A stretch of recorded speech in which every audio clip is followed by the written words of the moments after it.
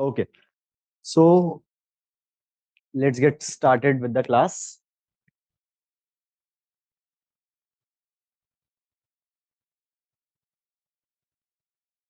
Okay, so before we start with the class, I'll just be talking on few minutes and then we'll be taking up. Okay, so a formal introduction. My name is Sahil and I shall be taking your classes on social issues and social justice, which covers your GS paper 1 and GS paper number 2. Now, the today's class would be divided in three parts.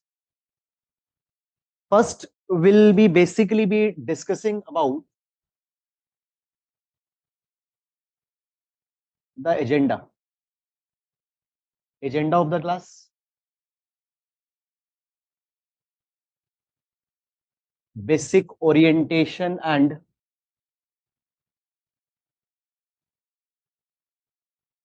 understanding, and then we'll be starting formally with the topic number 1 of our GS paper number 1, social issues. Okay, now first of all, as we talk about the agenda, so what we intend to cover in these particular classes, GS paper number 1 and GS paper number 2, social issues and social justice. When we talk about this particular paper, GS1, GS2, social issue and social justice, now this particular paper particularly holds very important aspect when mains examination is concerned.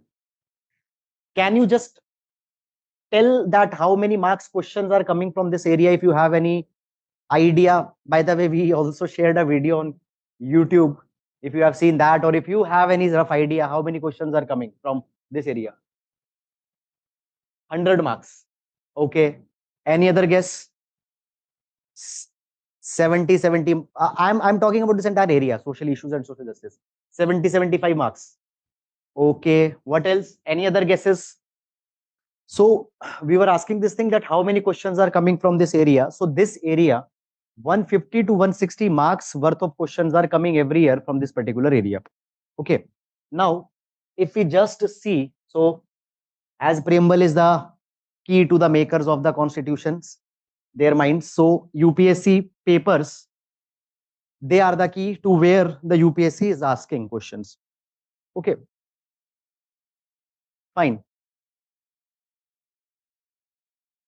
For example, when we talk about this particular area, salient features of the society, I think you might have also got the handout. Have you got the handout? So if you see the first page, I have given the questions that have been asked only on this particular section, that is the salient features of Indian society. Can you see the number of questions that have been asked over the past few years? Okay. And when we talk about this particular GS paper number 1 and GS paper number 2, so 2024, 155 marks worth question have been asked. 155 marks worth question have been asked. 100 marks question have been asked in GS paper number 1 and 55 marks worth question have been asked in the GS paper number 2. And 2023, previous year, last year, 160 marks worth question have been asked. 90 marks and 70 marks, GS1 and GS2. Now, why I am telling all these particular things? It has a pre-vested agenda, and agenda is very simple, so that you pay little bit attention in these classes. This is the only agenda, that these many questions, 150 to 160 marks questions are coming. So please take this particular area very seriously. Second thing is that questions that are being asked in this particular area are highly opinionated questions. What do we mean by the opinionated questions? Let's have a little bit of an overview on that. Do you think marriage as a sacrament is losing its value in modern India? First of all, what does the question means? क्या मतलब है question का? Importance of marriage, right? Is it losing its sacrament in India? Yes or no? Yes. How? Why? What you'll write? नहीं, divorce rate are increasing, divorce क्यों हो रहा है? नहीं, डिवोर्स क्यों हो रहा है? What is the biggest reason for divorce? Biggest reason for divorce. Biggest reason for divorce is marriage. Biggest reason for divorce is marriage. Question is asking that marriage is itself is losing its sacramental value. So divorce will come later. First, what will happen? Marriage. Question is saying that people are not considering marriage as a sacramental institution, as a ritual that one has to involve in. Is it clear or not? So divorce बाद में होगा, marriage ही नहीं हो रही है. That is the question. Okay, one thing. Second thing, question is asking that whether it is losing its role as a sacrament. We can very conveniently say that yes, all modernization, westernization has brought these evils to India. It is losing. Okay, fine. Why? What you will write here in 150 words? If it is losing its sacramental role, if you say yes, how? What is happening? If no, then fine. Why no? You understanding it or not? My point is that prima facie, when you will see the question, you will have obviously an answer in yes and no. But what beyond yes? What beyond no? What 5 points you will write there? Are you able to understand what I'm saying? Okay, let's see other questions. It's a simple question. Life cycle of a joint family depends on economic factors rather than social values. We all the time say that people are moving from joint family to nuclear family because of the impact of westernization. Because of the impact of westernization, by which people think that nuclear families are a norm. We see this. Okay. We see this particular thing. But here they say that social value are not important. Economic values are the reason due to which the fragmentation of joint family is happening. Are you? So the moment they say joint families are, life cycle of joint families is shifting towards nuclear family, the first point I would have written westernization. But westernization की बात नहीं करनी है. What will write? Okay, fine. 1 point. Globalization को economy से connect करो.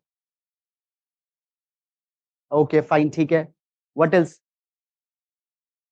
So how consumption pattern are having an impact on? Yes.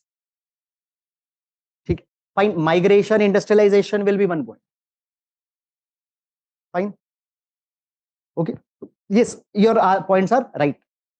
Okay, चलिए थोड़ा सा, how does Indian society maintain continuity in traditional social values? Okay, how does it maintain and what are the changes that are coming? Okay.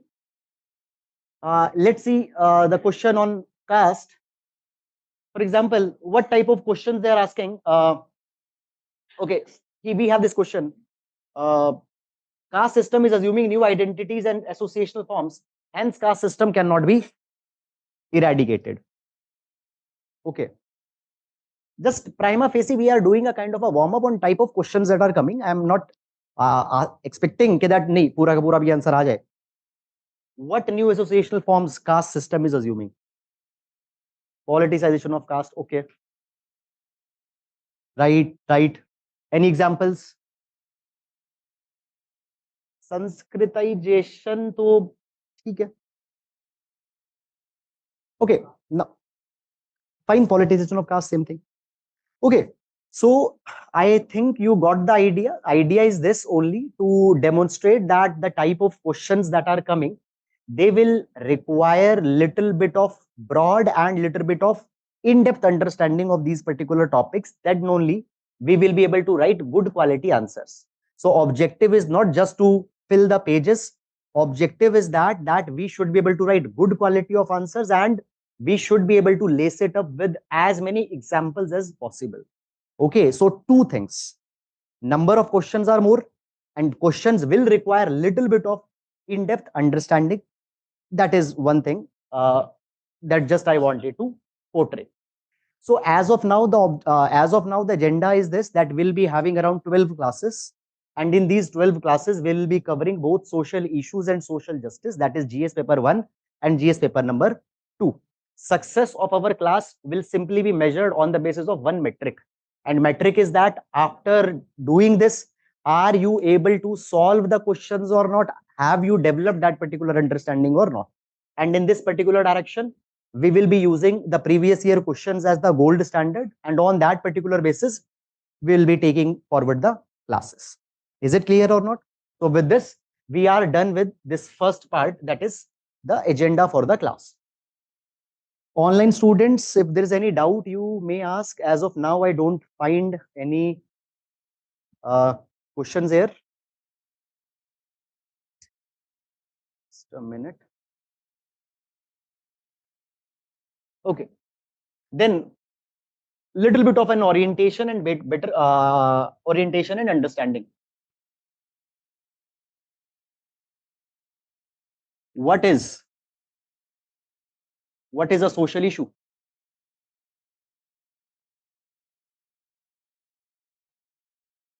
Just some small crisp explanation if you can give. What is a social issue? Issue that are prevalent in society. Okay. What else? Yes, that's right. What more we can, anything extra you want to add? What is a social issue? Generation gap. What type of generation gap?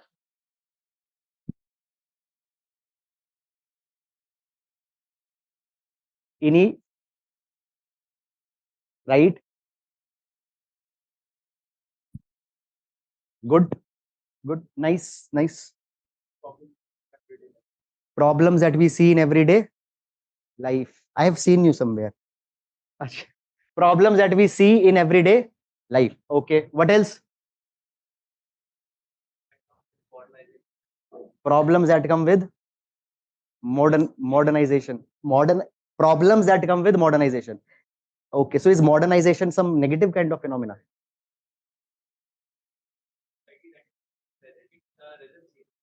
Okay.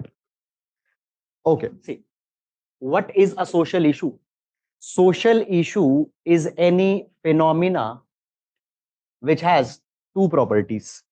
Number one, such a phenomena occurs due to societal arrangement.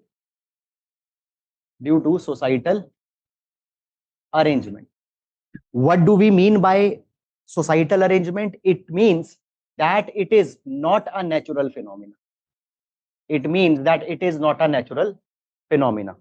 For example, sex is a natural phenomena. Nature has made sex male and female. But gender is not a natural phenomena, it is a sociological phenomena. Second, it impacts large number of people. It impacts large number of people in the society. These are the two properties of a social issue. What is a social issue? It impacts large number of people and it emerges due to societal arrangement. Do we have certain examples in this particular direction? Do we have some examples? Untouchability or caste. Now, caste, is it a natural institution? No, caste is a sociological institution created as per society evolved. Patriarchy, that is the domination of male over the female. Is patriarchy a natural phenomena? No, patriarchy emerged as society evolved. Okay, so patriarchy, caste, these are the social phenomena. Second, does the caste impact entire country? Does caste impact entire country? There are the two C's which impact the entire country: caste and corruption. One disease that you will find across the country is corruption, and one identity that you will find across the country is caste. Okay? Patriarchy. Does patriarchy impact only some?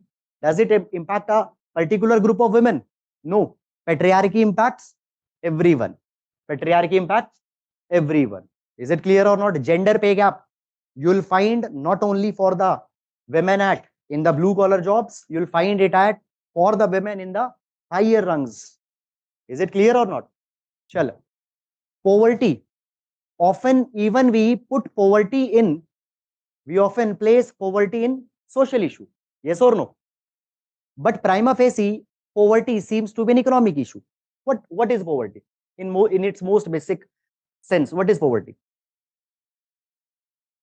Poverty, in most basic sense, we read it as a condition when a person is not able to afford the basic necessities of life, that is shelter, clothing, and food. That is poverty. Poverty seems as an economic issue. But even poverty, we put in a social issue category. Why?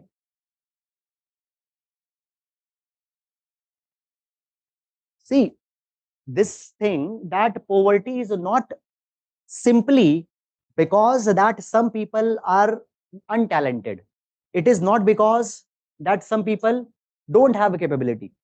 Poverty persists because of this particular fact that there are the social barriers that have been created where some people have abundance simply because they were present at a particular situation at a particular time. थोड़ा सा समझते हैं. Recently, there was a person that was a lot in news, Muhammad Yunus. Have you heard his name? Okay, so as the Bangladesh uh, coalition government was being formed, fine transitional government that was being formed, Muhammad Yunus's name was there. Muhammad Yunus gives the concept of,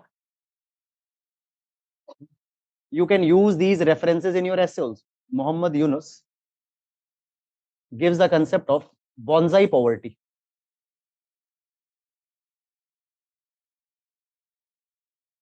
What does this bonsai poverty means? Have you seen a bonsai tree? Have you seen a bonsai tree? Okay. So what is a bonsai tree? Bonsai tree is a tree which is very small in size, a miniature kind of a tree, this much size, but it will have all the features of a fully grown tree. It will have trunk, foliage, everything. Fine. That is a bonsai tree. Now, Muhammad Yunus explains that how these bonsai trees are grown. Muhammad Yunus says that to grow these bonsai tree, you don't need some special kind of seeds or something like that. You take regular seeds, you place those regular seeds in a limiting ecosystem. You put these seeds in very limited soil, you give very limited nutrition, you give limited sunlight. And what happens? Same seeds, they'll become dwarf. They'll become like this. If those seeds would be placed in unlimited, in a enabling ecosystem, if they would not have been limited by sunlight, if there would not be limited nutrition, the same seed might have scaled. So similarly, people who are poor, they are not poor because they don't have talent, they are not poor because they don't have capability, they are poor because of the limiting ecosystem under which they are raised. They don't have education, they don't get fair opportunities, they don't have access to the social networks. This is the reason that some people stay poor. Okay, as we say that why the glaciers are still having a lot of ice, it is because there is a lot of ice, high albedo, a lot of sunlight gets reflected. A person will be poor because he was born poor. Because a person was born poor, the person will never be able to invest in the skill sets. A person will not be able to cross certain social barriers, and poverty will persist. Poverty will continue. So poverty is also a social phenomena, as explained by Muhammad Yunus in his concept of bonsai poverty. Are you able to understand or not? So sometimes economic phenomena have social genesis. Certain economic phenomena have social genesis. Is it clear or not? So this is a social issue that is a social issue. Okay, now as we have social issues, these social issues create social injustices. These social issues, we have multiple: patriarchy, for example, casteism, for example. Okay, patriarchy, casteism, even poverty, they create social injustice. And as they create social injustice, to rectify it, to remedy it, what we need to bring? We need to bring social justice program. So social issue and social justice will both go hand in hand. Social issue creates problem. To solve that problem, what do you need? You need social justice. Is it clear or not? Social justice would be, therefore, social justice is needed. Social justice will be carried through three type of tools. Three type of tools. What are these tools? We will come out with special laws, institutions, schemes, and positive discriminations. These are the three tools of social justice that will be used to remove the social injustice which is created because of certain social issues. So this is an organic link between these two things. Are you able to understand or not? Okay. Fine. Why this aspect is important? Because they are asking questions in the past that where they are making link between the schemes not reaching the vulnerable section of society. Fine, we'll discuss on that also. So this is just a basic conditioning with respect to the subject that we are going to deal. Are we clear on this or not? Okay. Okay, just one thing I would like to know. Are you able to see what is written here? This dice is, you are not able to see. Just I want to know so that यहाँ से बाहर लिखेंगे तो दिखेगा सब. If I write something here, you will be able to see. Everyone. ठीक है? यहाँ पे दिखेगा. Okay. Fine. So, okay. Is it clear or not? So briefly, we will write it in 2-3 lines on your page that you have got. Handout, you can write it and then we'll formally start with the topic 1, that is salient features of Indian society. Clear? Okay. Just 1-2 lines will be writing. What are the 3 tools of social justice? Laws, institutions, and schemes and positive discrimination. Deprivation, right, Sumedha? Anything that disturb, right, Praveen? Divya, right? Okay, please write. Social issue. Any social phenomena any social phenomena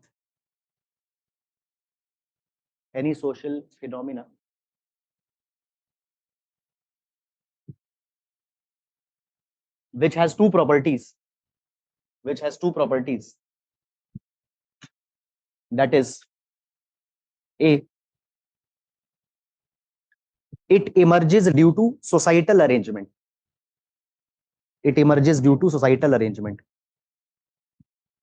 A, it emerges due to societal arrangement. B, impacts large section of society.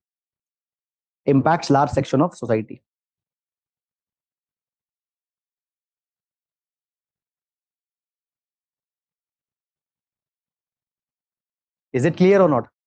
Bonsai poverty and all such things, I will take it up in the poverty when we will be discussing. So don't worry on that. Is it clear or not? Now, formally starting with the topic 1.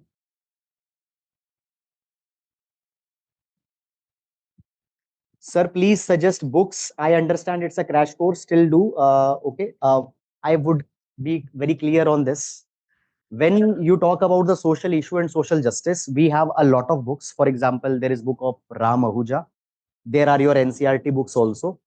But I will not suggest them that you should go and read. There is one very simple reason.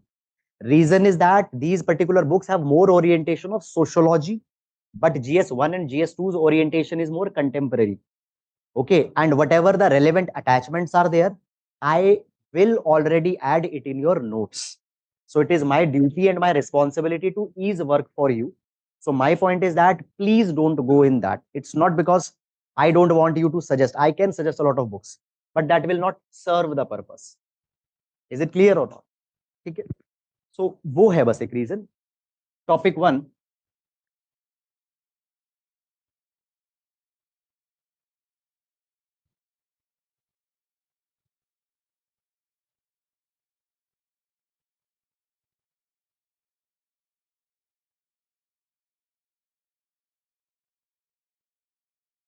Salient features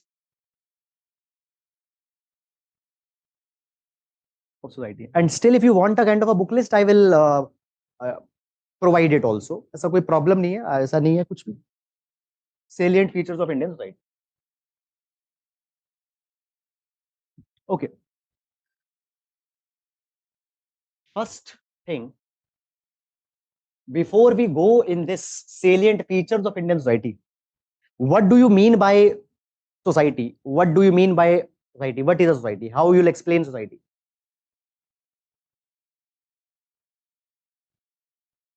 Okay. Okay. Fine. What else? How else? Right. Right. Nice. How else you can define a society? What is a society?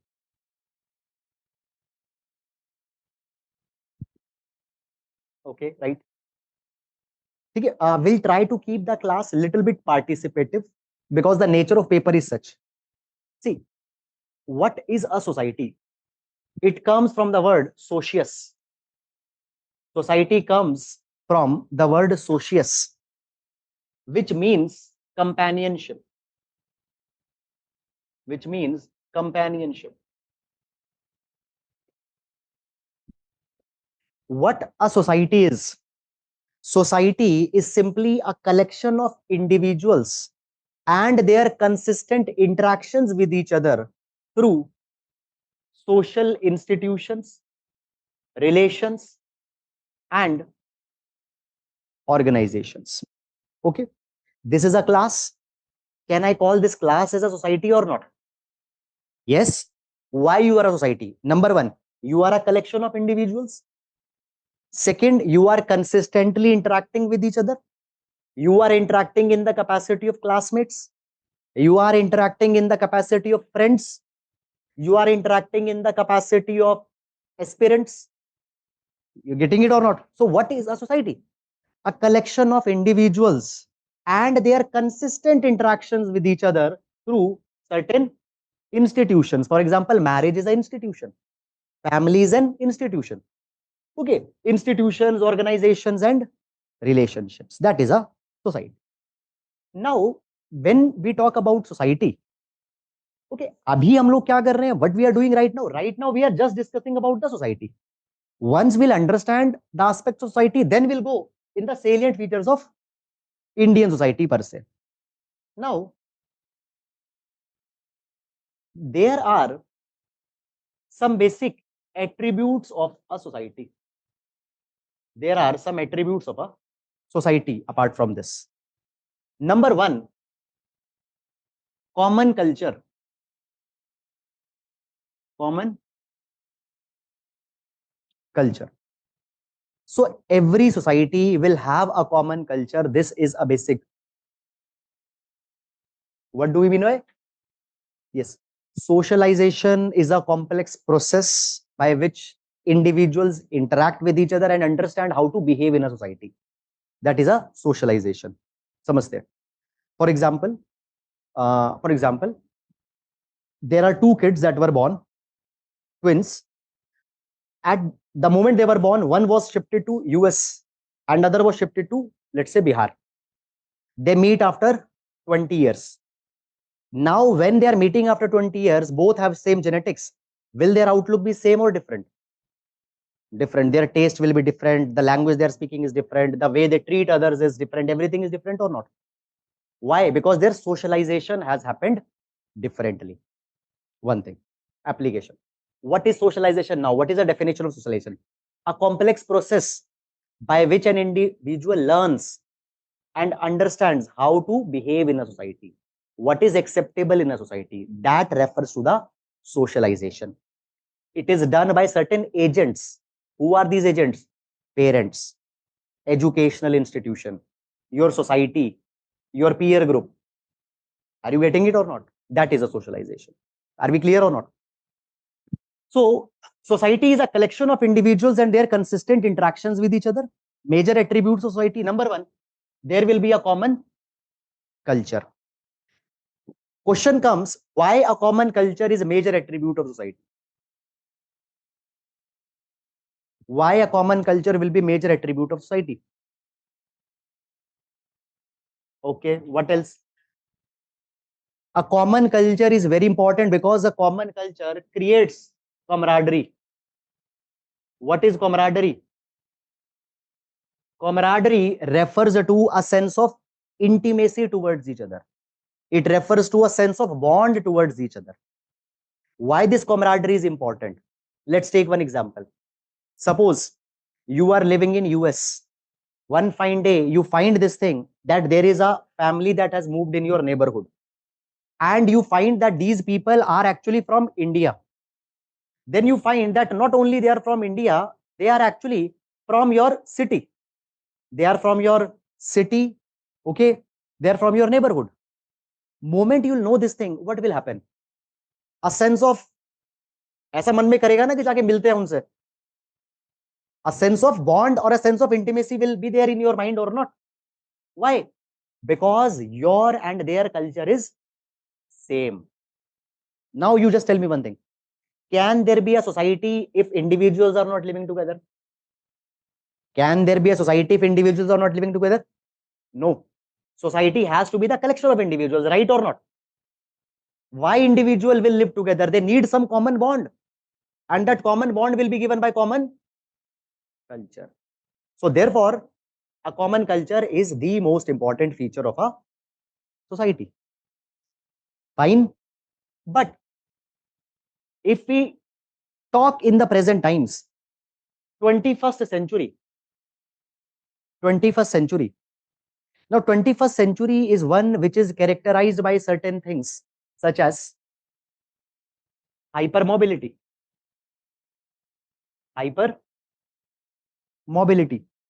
People all the time are moving from one point to another point.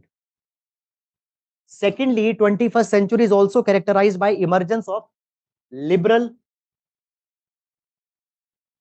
modern regimes. Liberal model regimes. Now, as liberal modern regimes are there, what happened? These regimes provide people right to move. They provide people right to reside at any particular point, at any particular place. Even we are giving in India people right to move and residence or not. So because of these particular things, in 21st century, you will not find absolutely common culture. समझ में आ रहा है या नहीं आ रहा? Two dimensions we have discussed in a nutshell. One is the traditional textbook understanding of society. That society का ये definition है, and this is a important aspect of society, that there will be a common culture. But in present times, you will rarely find a society having a common culture. Understand this thing.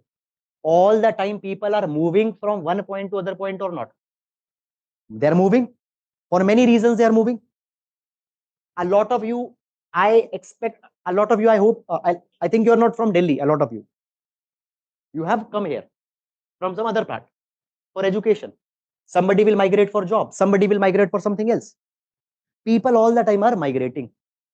Secondly, when they are migrating, they are not migrating in physical form. They are taking their culture along with them. Yes or no? Fine. In Delhi, a lot of places, recently Chhath Puja got culminated. A lot of places, Chhath Puja was being observed. Yes or no? Chhath Puja was being observed. I was watching a video somewhere online in US. If you'll not, in US there was Chhath Puja that was being celebrated on a grand scale. Why? Because when people traveled from Bihar to, let's say, US, they also took their culture along with them. Is it clear or not? So there can be this dimension that could be there in the examination. That is a traditional notion of culture, a traditional notion of society, that there is one culture. Does it augurs well in the 21st century or not? So we have an explanation here. Right or not? Right or not? Now let's see the case of India. Let's see the case of India. Okay. Case of India. Now, when we talk about the case of India, so where India will come here? Where India will come? Is India having a common culture or not? Is India having a common culture? Yes, just think for a minute and batao. Is India having a common culture?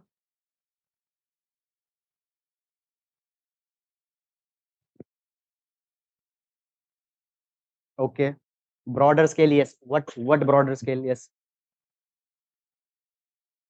We एक common religion का है, caste common feature है, but सबकी caste तो अलग है. 5 according to certain estimates we have more than 5000 caste. तो ऐसे तो फिर सब हम इंसान है. डोंट माइंड, मतलब just yes. Nation is a political identity, not a social identity. Yes. See. Okay. What else? Right right, ठीक है. What else? So when we talk about the case of India here, fine. When we talk about the case of India here, so understand this thing. India even doesn't have a common culture. The word that we use for the culture in the case of India, we have used the word composite culture in the Constitution, Article 51A, subclause F. Article 51A, subclause F. Composite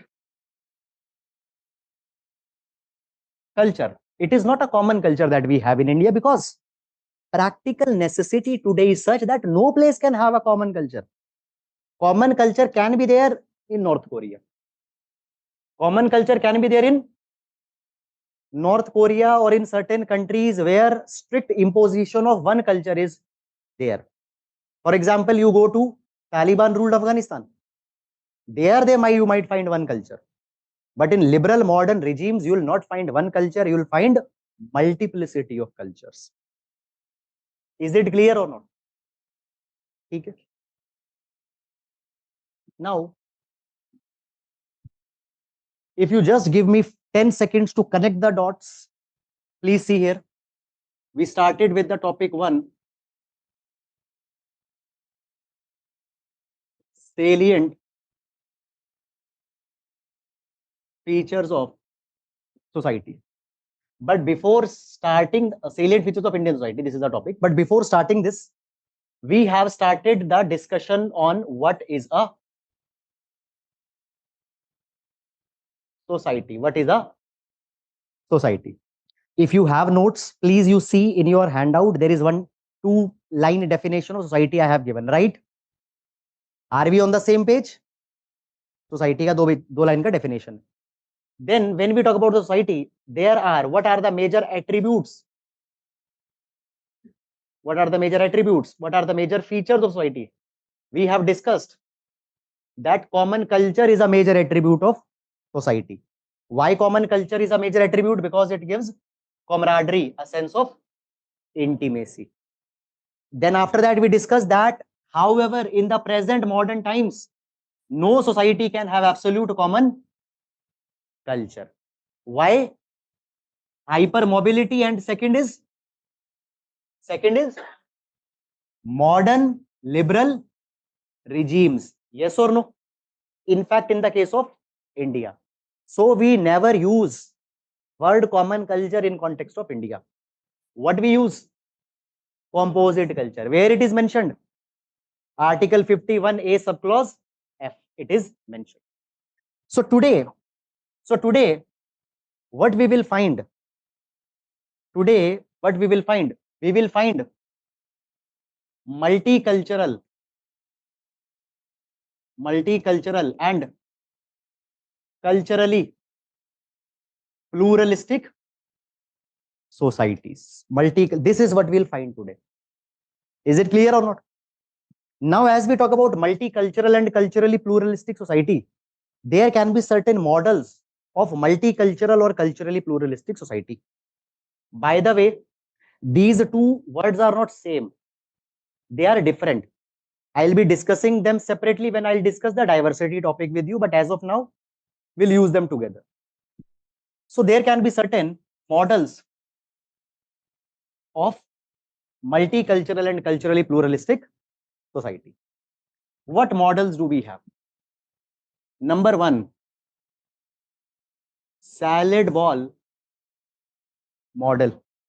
Salad ball model. Let's understand them once. After that, I'll be giving you some 30 seconds or 1 minute time as per your comfort, so that you can go back and look in your notes. First, please focus on understanding. Is it right? ठीक है, तो ऐसे करते हैं, पहले understanding पे focus करते हैं and then will take that. Okay, multicultural India has polyculture. Very good, very good. Okay, yes. Salad ball. What is a salad ball model?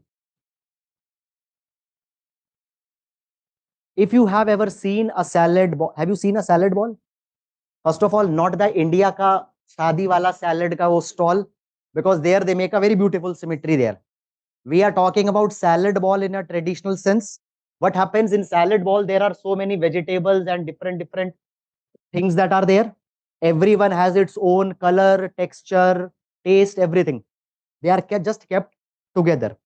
What happens in this kind of a society? Different cultural elements exist together. Different culture element exists together, and every culture has its own unique identity. They are together and they are not intermingling with each other. There is no fusion with each other. Example, UK. India wala UK nahi, original UK, United Kingdom. You see there, blacks are living, Asians are living, white are living, Hispanics are living. Everyone is having their own unique culture, and they are maintaining that particular unique identity without interference with each other. So this is one type of multicultural society. Is it clear or not? Second, we have is patchwork fabric model. Second one we have is patchwork fabric model. Now, what is this patchwork fabric model? Just to understand it, you might have observed that on the metro pillars, what they do, they put different pieces of tile together and make a scenery or landscape out of it. Have you observed it? When you are at a distance, you'll find that there is a big scenery that's there, right? When you go a little bit near, you'll find that this is not one picture. Rather, small pieces of tiles, they have been placed together in such a way that it appeared that it was one picture, right or not? That is the case. So patchwork fabric model society is one where different cultural elements, they are arranged together in such a way that when you see from a distance, you find that there is a common pattern. But when you go to a distance, you find that these all cultures are different. These all cultures are unique. But every culture is arranged in such a way. Every culture has come together in such a way that they also give a kind of a unified identity. They also give a unified design. That is a patchwork fabric. समझ में आ रहा है या नहीं? ठीक है. Indian society can be placed here. Patchwork fabric model. Then a third model comes here. Is salad melting pot model. Melting pot model. Now, what happens in the melting pot model? Just suppose I have a pot and I put it on fire, and in this pot I put this pen. Let's say this pen is of plastic. Then I put some other object there in this pot. After some time, what I will find? Will I find the pen? What I will find?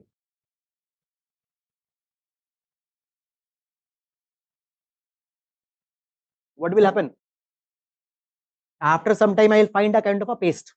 I'll not find this pen. I'll not find any other thing. I'll find a paste. What happened? Basically, all these things got fused together and an entirely third different kind of a thing got created. Yes or no? So what happens in melting pot society? Different cultures come together in such a way that an entirely unique culture is formed. And that unique culture has properties of all the underlying cultures. That is a melting pot society. And here we have example of US. Here we have example of US melting pot society. Fine or not? Are these three models clear? Yes. Why salad ball is not? Yes, good question. Why salad ball is not attributed to India? It is because of the fact that in salad ball, different cultures are maintaining their unique texture and everything, and there is no sense of unison among the culture with each other. They are not making any pattern. When you see India from a distance, do you find a commonness in Indian culture also? And that commonness come from certain things. For example, you live, let's say, in North India, I live in South India. We all are collectivistic in nature, yes or no? We all respect Atithi, we all respect guest, Atithi Devo Bhava. We are collectivist society. Are you getting it or not? Many such aspects are there. Doesn't matter whether you are from Kashmir, I am from Kanyakumari. Caste will be there also, caste will be in fact, religions which did not had caste, they also got caste when they got in India. Is it clear or not? So point is that Indian cultures, they are distinct, but there are some unison, that is, there is a unified thread that runs across all of them. In salad ball, that doesn't happens. Black people in UK, different culture. Whites, entirely different culture. There is no intermingling and there is no sense of unison that is there. When you imagine about UK, does any unified cultural picture comes to your mind? It will not come. But in case of India, there is a kind of a unison that is. Are we clear or not? Now, these are the models that are traditionally mentioned in our books. Okay, I'll just take the online students doubt also. Diverse culture, right? Paresh, individual flavor is right. Sushma, Vidya, Saima, right. Yes. In, देखो, understand this thing. Culture of whites and black. See, when we talk about UK and when we talk about US, just try to understand, see, how the US was formed. US got formed as how US came in existence. A large number of understanding. A large number of people, they migrated to US in the hope of a new land which promise opportunities and equality to everyone. Yes or no? US is a land that has been set up by the settlers and is called as the land of opportunities. UK was a land where hierarchies were there and they have been retained even till today. US, what happens? US, there is a fusion of cultures that have happened. Today, a person living in US, Asian hai, white hai, black hai, all have got amalgamated with each other, and a kind of an American identity and American culture exists in US, which is very fused one. Are you getting it or not? You will not find very uniquely different culture of blacks and very different culture of whites. There एक बहुत fused culture है which everybody is following. Is it clear or not? But if you go to UK, there is very clear and sharp divisions among the cultures. UK black people are having entirely different ways in which they are doing celebration. There are the different ways in which they are celebrating. US आपको वो नहीं मिलेगा.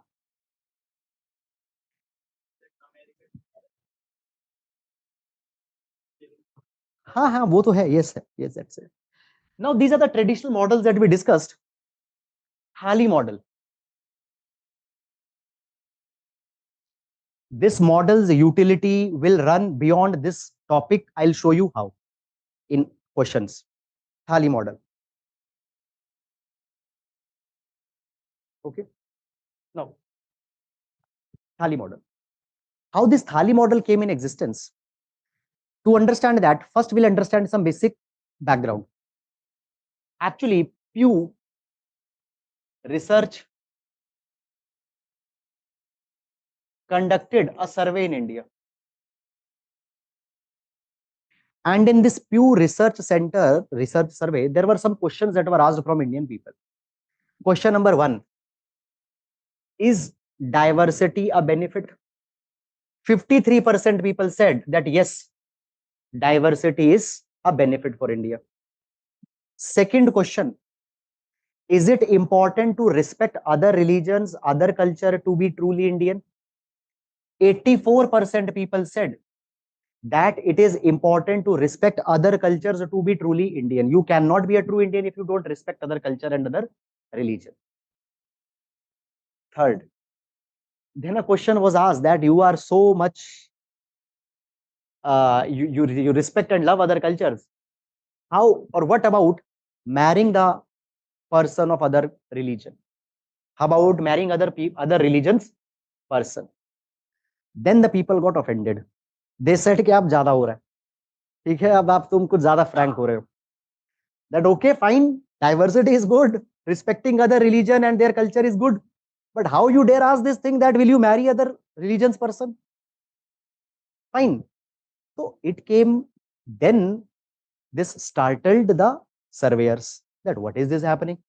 People say culture, respecting other culture is important, diversity is important, and when we ask them, will you marry the person of other religion, they get offended.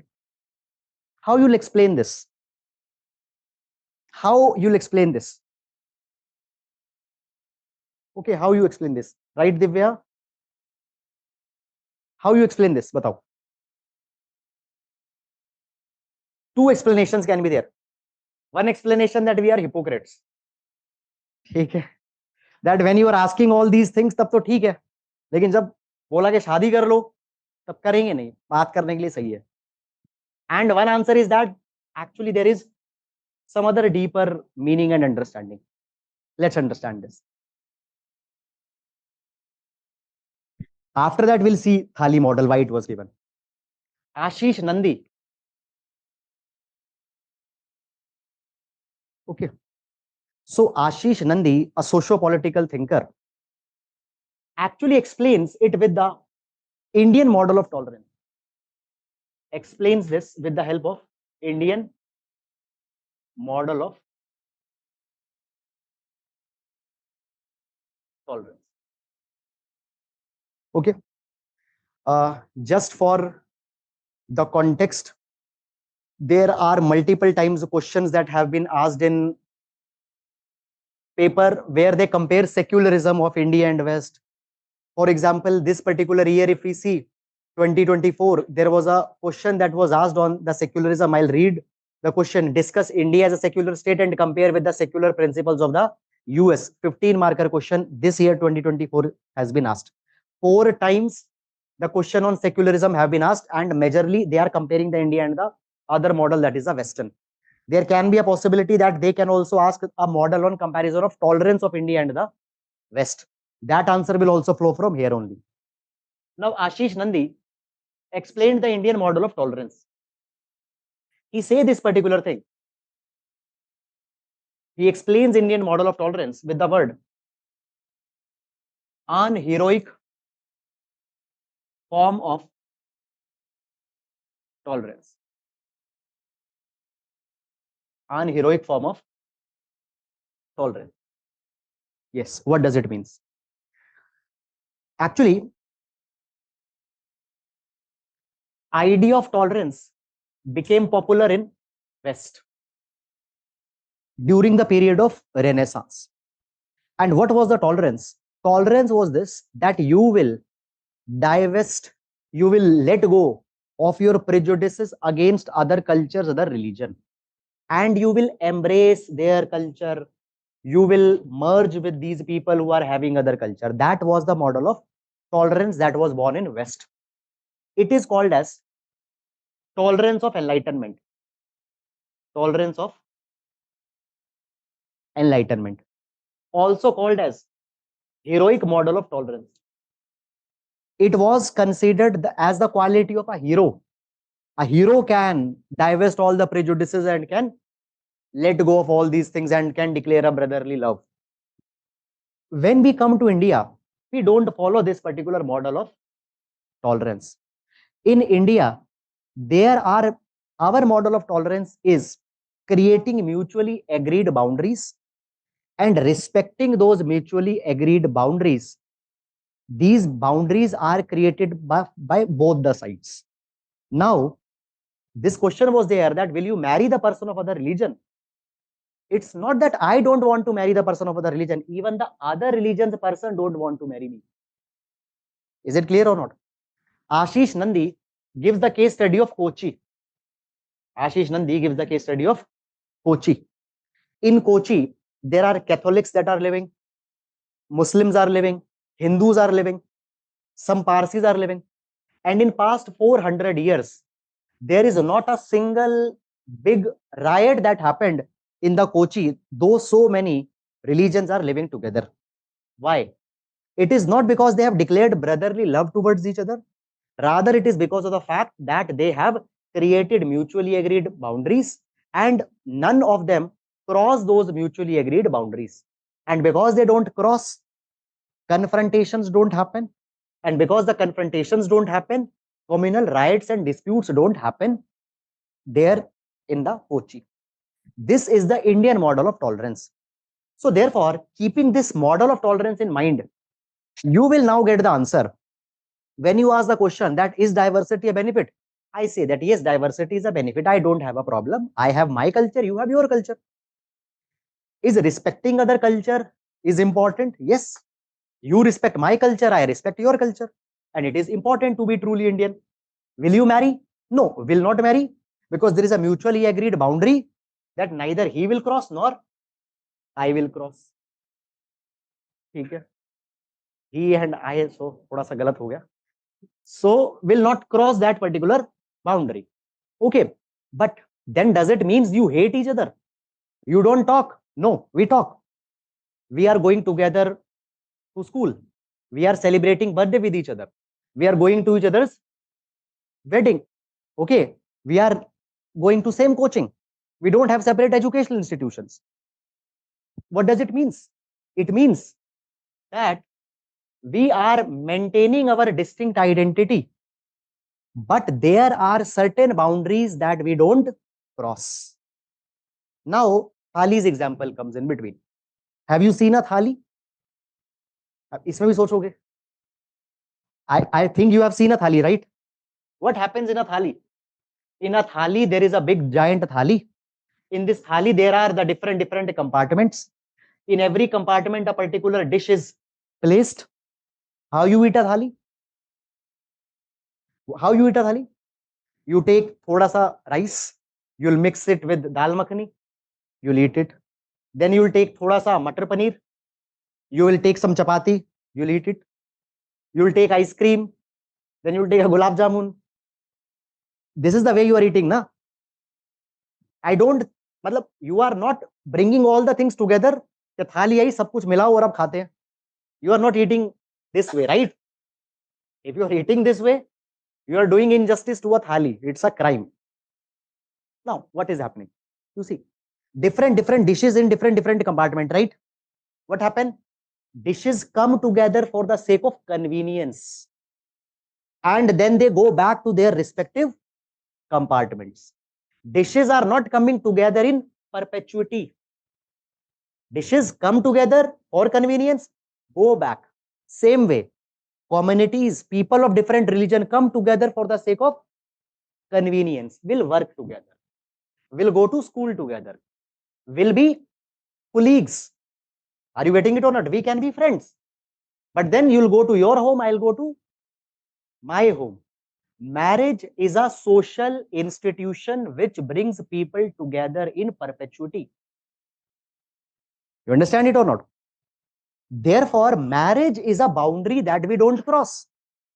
Other boundaries we cross. Is it? Therefore, India has now been explained by BBC Asia. BBC Asia Network explains Indian society with the help of a thali.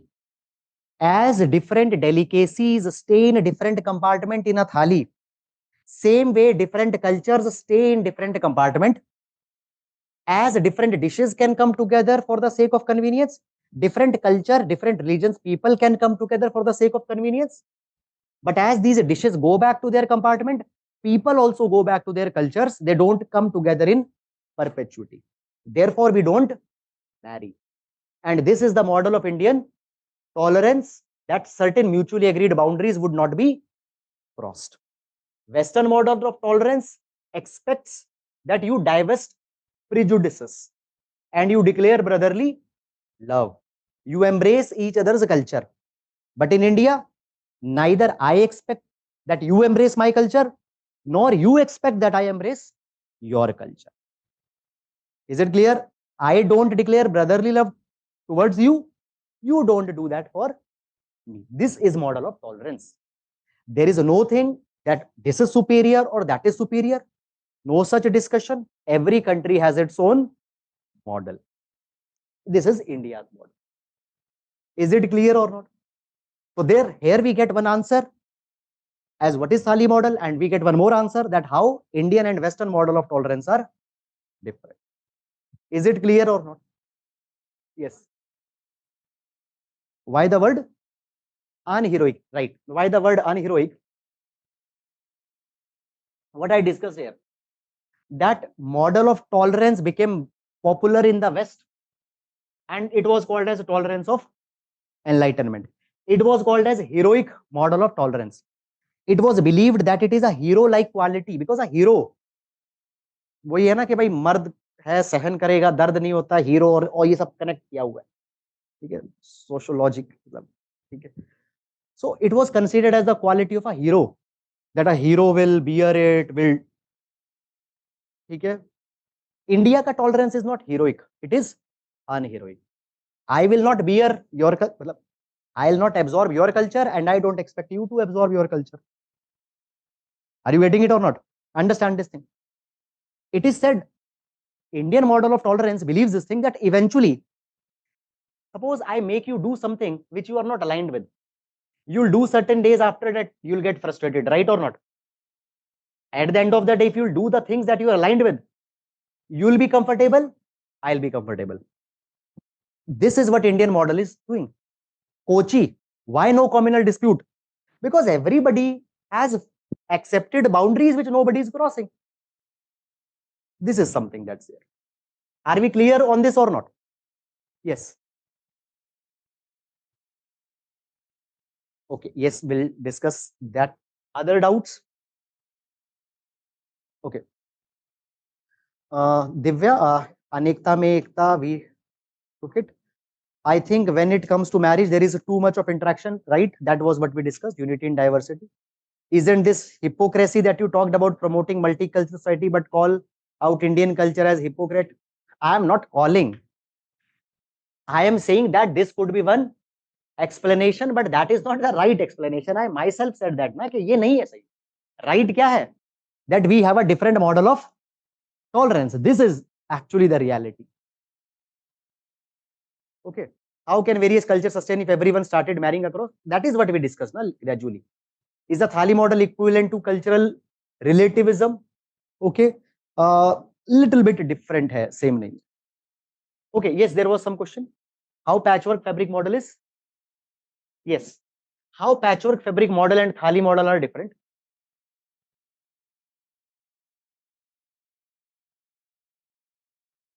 Patchwork fabric, Thali. It is different in its purpose and portrayal.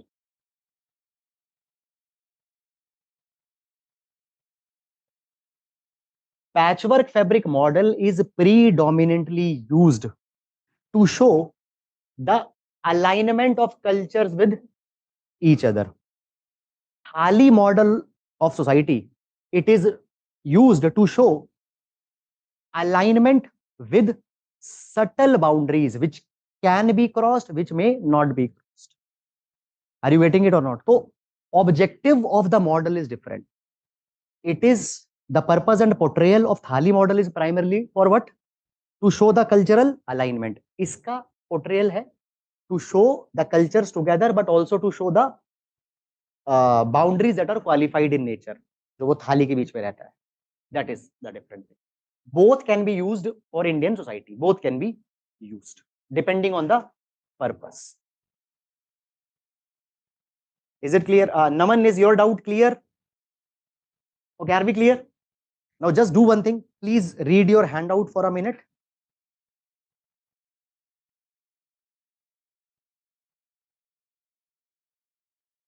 first page and please ask, are you able to understand or not?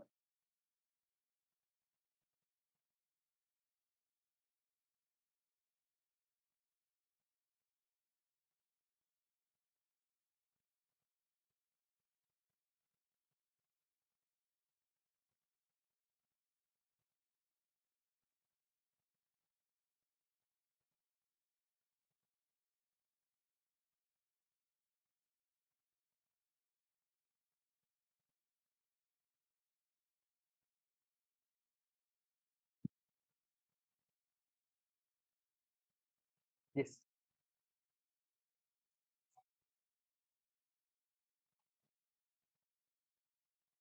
I'll write all. 53% people said diversity is a benefit. 84% people said that respecting all religion is respecting all religion is precondition to be truly Indian. And 80%, around 81, 82% people said that marrying other religion is not acceptable. More than 80%. Marrying in other religion is not acceptable.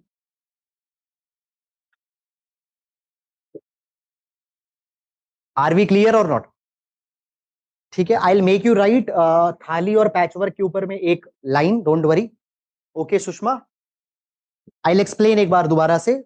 Patchwork fabric model explains that cultures are together, they are distinct, but they are together in such a way that they maintain a kind of a unity. Clear or not? They have a unified picture. Thali model is used to portray that there are cultures which are together, but these cultures have a sense of pre-agreed boundaries which will not be crossed, but can be crossed for few purposes. That is for convenience. Right or not? Okay. Who conducted the survey? Survey was conducted by Pew Research Center. Pew Research conducted the survey. Is it clear or not? Okay. Please write one line here.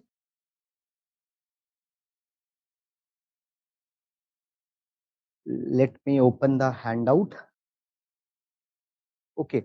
So tolerance of enlightenment we have discussed, right? Right. ठीक है. यहीं पे side में एक line लिख लीजिए. Thali model aims to portray. Thali model aims to portray multiculturalism along with. Thali model aims to portray multiculturalism along with qualified boundaries. Along with qualified boundaries. Whereas patchwork fabric whereas patchwork fabric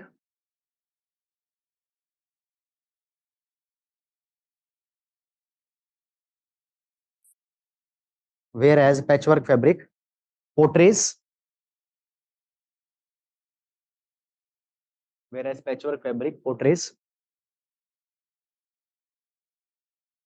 what it portrays? Cultural what? Cultural diversity within unison. Cultural diversity within unison. Within unison. Is it clear or not? Have you written the have you read the first page? चलें आगे भी. Okay.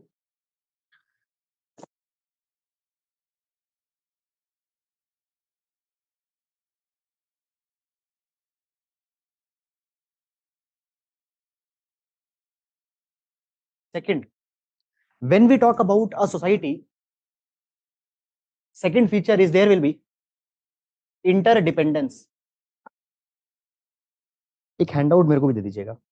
Interdependence. Now, what does interdependence? What is interdependence?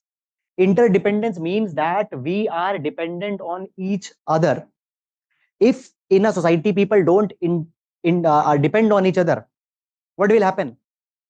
Let's understand it with the help of analogy. How many of you are not native to Delhi? How many of you have come here? A lot of you have come here from some other area. Can I say that you came here because you have a kind of a dependence on the coaching institutions? Don't take it negatively, as I guess. You needed good assistance, you needed environment. This is the reason you came here, right or not? Fine. Why I don't go and live on Himalaya? Because on Himalaya, I don't find people who will fulfill my day-to-day needs. I live here in Delhi, though there is a lot of pollution, because I have dependence on the people here, right or not? In a society, interdependence is very important. Why? Because interdependence creates reciprocative awareness. Reciprocative awareness. What is reciprocative awareness? It means that we need each other. You scratch my back, I scratch your back. Interdependence. Again, go back to the first point. Society is a collection of individuals. If individuals are not together, society will not sustain. And to keep individuals together, we need to have a reciprocative awareness that आपको मेरी जरूरत है और मेरे को आपकी जरूरत है. So interdependence creates reciprocative awareness that we need each other. That we need each other. Next, there will be a pattern of interaction. There will be a pattern of interaction. Certain interactions are permissible. Certain interactions are not permissible. For example, certain cultures, cross cousin marriages are allowed. Allowed or not allowed? Allowed. It is a permissible interaction in those cultures. Certain societies, cross cousin marriages are not allowed. It is impermissible interaction there. In India as a whole, now there can be homosexual marriages and there can be heterosexual marriages. Which kind of marriages are socially acceptable in India? Homosexual or heterosexual? Heterosexual. Homosexual marriages are not socially acceptable. Are they legally acceptable? Can homosexual people live together? Can they get married? No. Yes, right. See this thing. Supreme Court in Suprio case. Supreme Court in Suprio case ruled this thing that right to marry is not a fundamental right and right to marry is not available to the homosexual couples. So homosexual and heterosexual people's marriages neither is socially acceptable nor legally acceptable. So there will be a pattern of interaction that, for example, who will go to whom's house once they get married? In India, largely we follow petri locality, right or not? Means after marriage, what will happen? Bride will go to groom's house. That is petri locality. So every society will have certain patterns of interaction, that where they live after marriage, who can marry, who cannot marry, all these things. Fine. Then next, there will be a social territory. There will be a social territory of a society. Now, social territory may or may not overlap the political territory. It may or it may not overlap political territory. Let's take one example.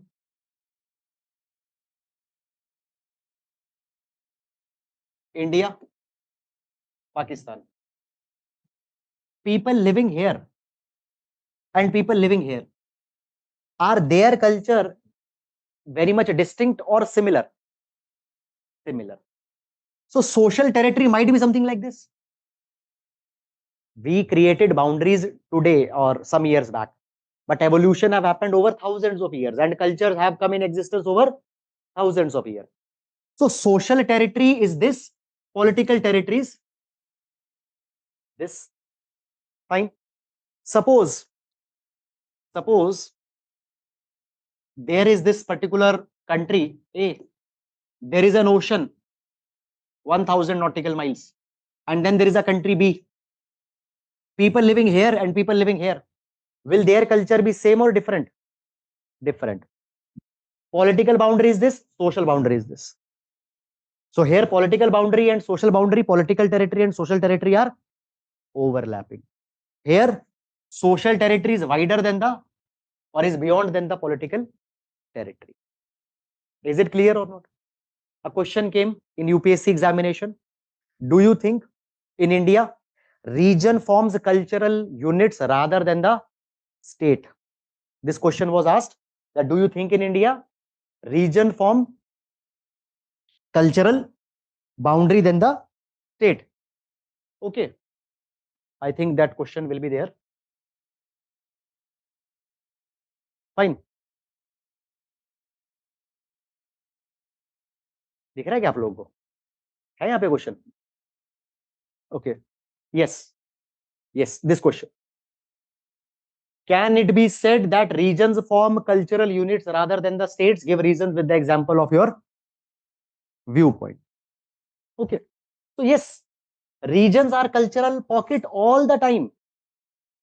Okay. Fine. It will beyond. It will extend beyond. We'll discuss it later, but don't worry. Is this point clear to everyone? Yes or no? Okay. Then next aspect is that there will be a notion of distinctness.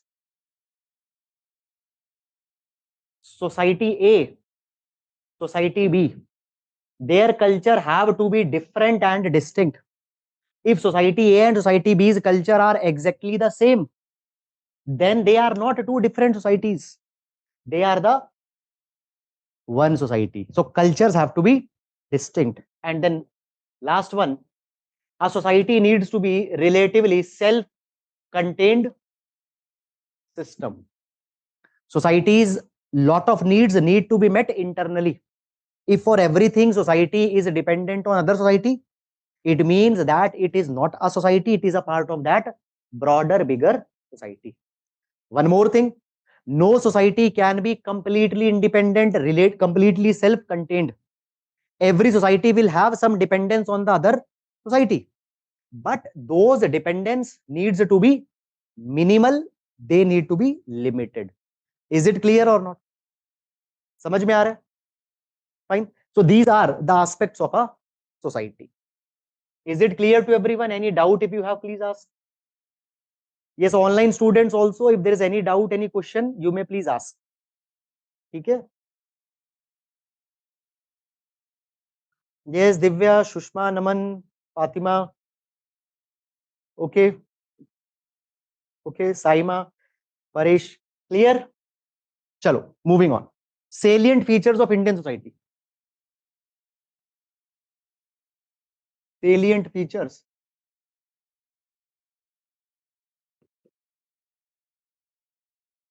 Of Indian society. Indian society, okay. Number one, Kul or the family is the basic unit of social organization. Is the basic unit of social organization. Kul or the family is basic unit of social organization. Now, when India is concerned, family comes first all the time, right or not? So Kul or the family is the social unit of organization. Now, family comes in existence through three ways. Number one, marital affinity. Marital affinity. Marital affinity क्या होता है? Marital affinity refers to the relation between two people by the virtue of marriage. By the virtue of marriage. By the way, what is marriage? Yes, what is marriage? How you can define the marriage?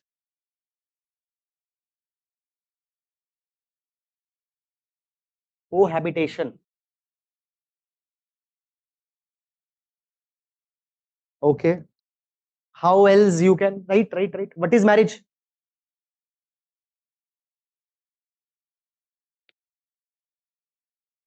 ठीक है, देखो लिख लो जल्दी से, एक line में लिख लो. Marriage, marriage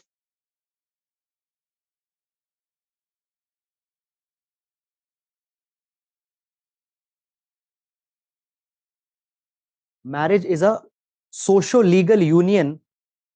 Marriage is a socio legal union, socio legal union of socio legal union of two heterosexual people, of two heterosexual people, two heterosexual people, for the sake of, for the sake of, for the sake of fulfillment of, for the sake of fulfillment of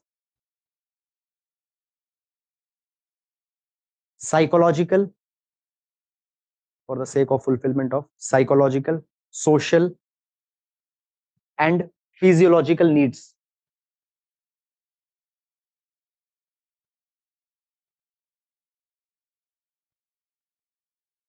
It also gives avenue for, it also gives avenue for, it also gives avenue for sexual gratification, sexual gratification. It also gives avenue for sexual gratification and legitimate procreation, legitimate procreation.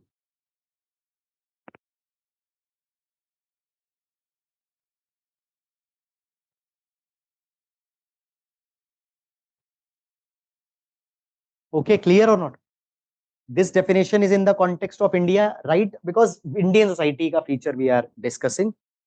Is it clear or not? So in West might be homosexual people marriages might be acceptable, but in India legally they are not acceptable as of now.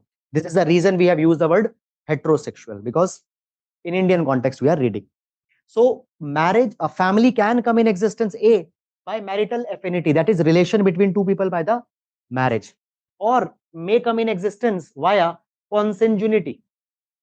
Consanguinity.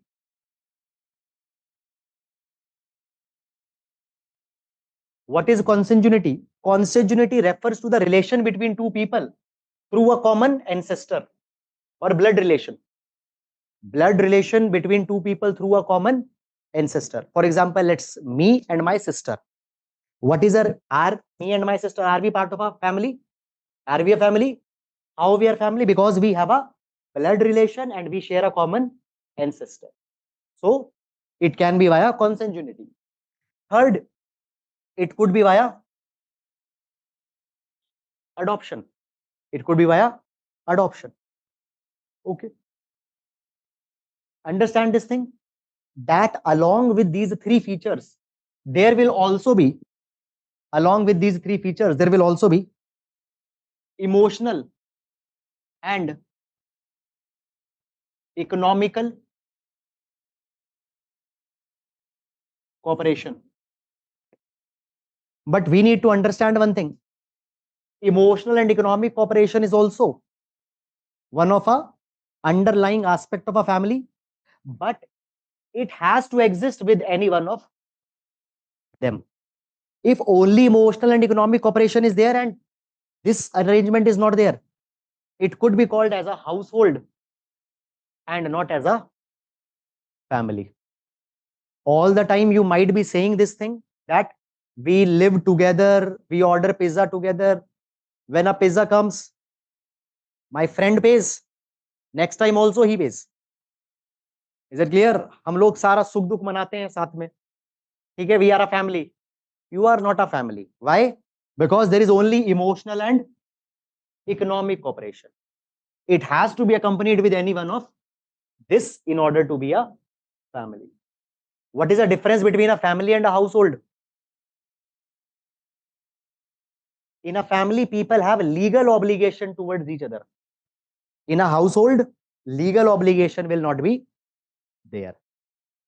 Is it clear or not? Okay. Now, major types of family that are there in India. Types of family. Now, just briefly, we will cover it through handout. Please come to the handout. So, we can have the types of family. Number one, on the basis of authority. On the basis of authority. In the context of authority, we have two, that is the patriarchy and matriarchy.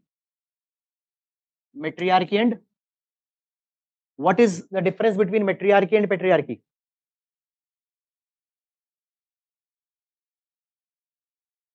Do we have some examples of matriarchy? Okay, Garo, Khasi, these examples you are giving. Nayar's example you are giving. Now, understand this particular thing. This is a little bit of, in terms of context, it is not right. Matriarchy means decision making will be in the hand of female. Understand this thing. Examples that you are giving right now, these are all the examples of matrilineal family or matrilocal family. What are they? We'll discuss this. Anthropologists and sociologists, they have this particular dispute and they have this particular debate going on, that whether there have ever been the true matriarchies in the world. What we find today, largely, they are matrilineal, matrilocal, and matrifocal families. Matriarchies, true matriarchies, ever existed? This is a debate. Understand this thing.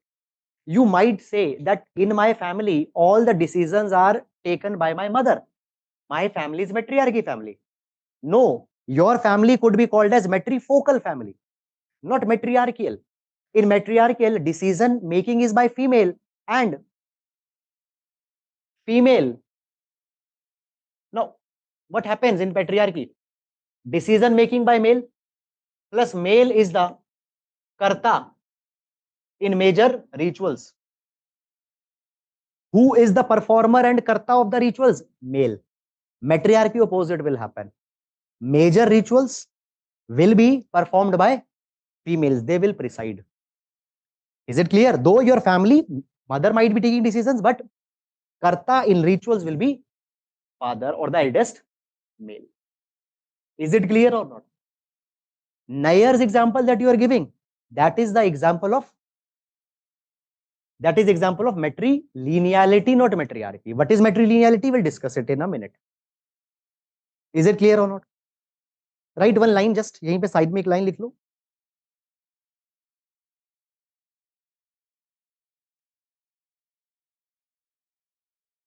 Whether there have been true matriarchies,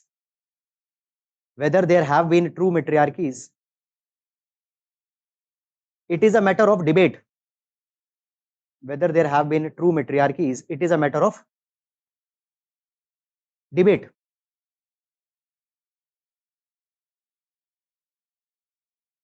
Garos, for example.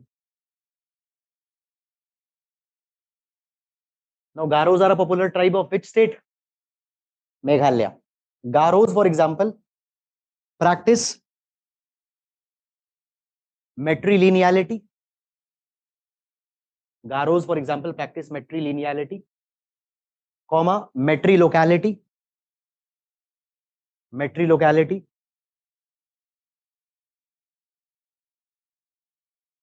comma, premarital sex by women, premarital sex by women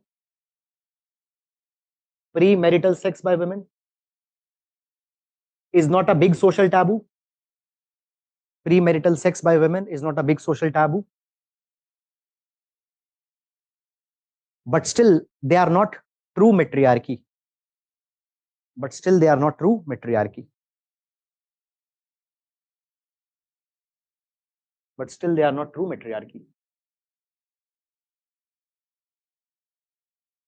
Yes, are we clear or not? So, this thing we need to understand, that whether there have been true matriarchies, this is a kind of a debatable issue. Okay, so there are, this is a situation. So, decision making will be in the hand of female. Patriarchy, decision making will be in the hand of male. What is a social norm that we have not in India but in the entire world is patriarchy and not matriarchy. Then if you come to the handout, next it can be on the basis of lineage. Lineage. On which side, from which side you identify your bloodline. Now, how I identify my bloodline? My name, my father, my grandfather, my great grandfather. I will take the last name of my father. My children will take the last name of me. This is matrilineality. Sorry, patrilineality. This is patrilineality. Matrilineality, but what happens? Bloodline is identified from the side of the mother. Bloodline identified from the side of mother. Me, my mother, my mother's mother, likewise. Okay. Do we have matrilineality in India? The major norm is patriarchy. 99% people are following patrilineality. 99% are following patrilineality. But do we have some matrilineal families also? Yes, right. Example, matrilineality. Example, Nayars of Kerala. Nayars of Kerala. Garos and Khasis of Meghalaya. Nayars of Kerala. Garos and Khasis of Meghalaya. And one more, Balawas, Banth. Balawas and Banth of Karnataka. Balawas and Banth of Karnataka. Clear? These are the examples of matrilineal family. Bloodline is identified from the side of mother. Okay, clear to everyone? Then next we have is on the basis of post-marriage residence. On the basis of post-marriage residence, where you live after the marriage. So, on the basis of post-marriage residence, what we have? Patrilocality. Patrilocality. What happens in patrilocal? After marriage, bride and groom. Who's bride? Girl, groom is boy. So bride will move to the groom's parents' home. For sake of simplicity, I'll use the boy and girl. Girl will move to the boy's parents' home. That is patrilocal. Matrilocal opposite will happen. In matrilocal, what will happen? Boy, usually the practice that started in Nayars. Nayars were matrilineal and matrilocal. Girl used to stay at their place. Nayars were fighting community, warlords. They were all the time on the battle.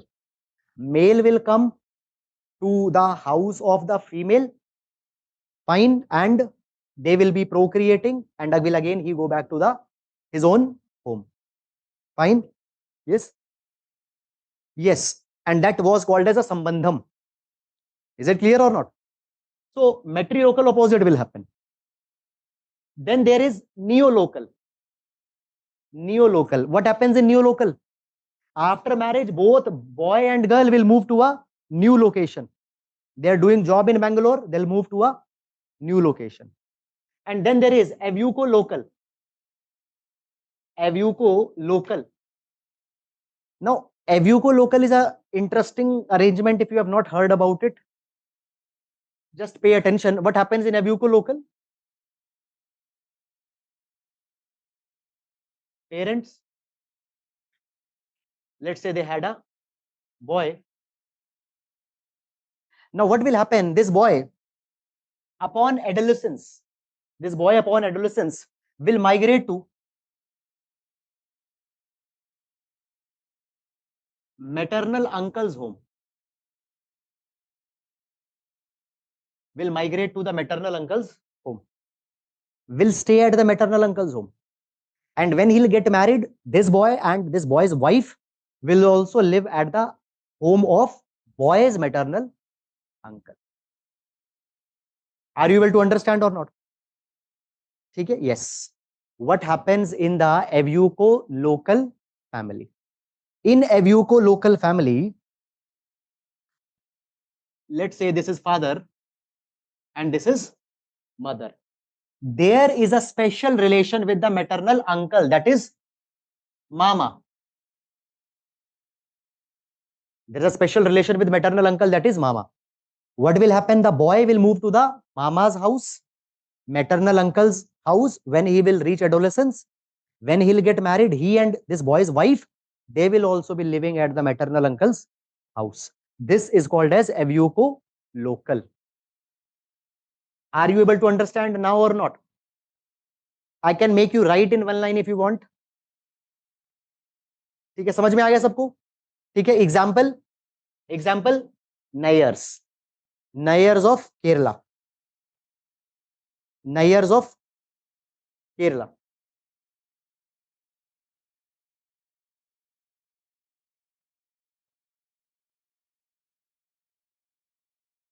Okay, in ancient Satvahans, Divya, what you are saying Satvahans, matrilineal or matriarchal? Matrilineal ही है, matriarchy we don't find. This is a big time debate going on. For a matrilineal system, is it necessary that it will be a matri local also? Is it clear or not? So usually matrilineality and matrilocality have gone hand in hand. Okay, is avuco local clear? Then next is on the basis of number of spouses. On the basis of number of spouses. Now see this thing. On this basis we have monogamy and polygamy. Monogamy and polygamy. Monogamy is one person marries one person, 1:1. And polygamy, one person marries multiple people. Now monogamy can be of two types: straight and serial. Straight and serial. What is straight monogamy? You marry one person for a life. You marry one person for life. What is serial? You marry one person for a time. You marry one person for a time. What does it mean? It means that you marry one person. After that, you can take divorce from that person, and post divorce, you can marry another person. You might have seen old Bollywood movies कि मेरी डोली आई अर्थी जाएगी. What type of marital arrangement they are referring to? They are referring to the straight monogamy, that I am married to you and now I'll not leave you, whatever happens. Okay. Serial is you marry one person, divorce another person. At a time you can marry one, but you can marry as many people as you want, contingent on divorce. Is it clear or not? Yes. Now अब ये example ही चल रहा है, यही मतलब today तो this is the case. अच्छा चलो एक बात बता, you tell me one thing.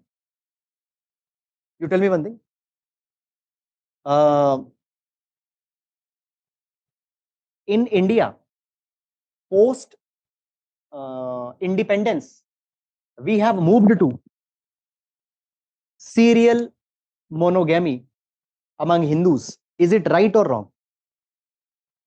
Right. Before independence, women largely did not had the right to get a divorce. So before independence, we were following what? Straight or serial? We were following straight. Is it clear? And post independence, we moved to serial. Can I say that it is an impact of modernity? It is an impact of modernity? Yes. Okay. But are people, are women using this particular right to get divorce even when they are in the suffocating and toxic relation? Let me give you some data. According to National Family Health Survey 4, 5 नहीं 4 की बात कर रहा हूं, 71% women in India they have faced an episode of spousal violence from the husband, maybe physical or verbal. 71% women have faced violence.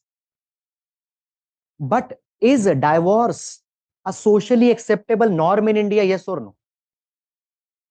Is it acceptable norm? Yes,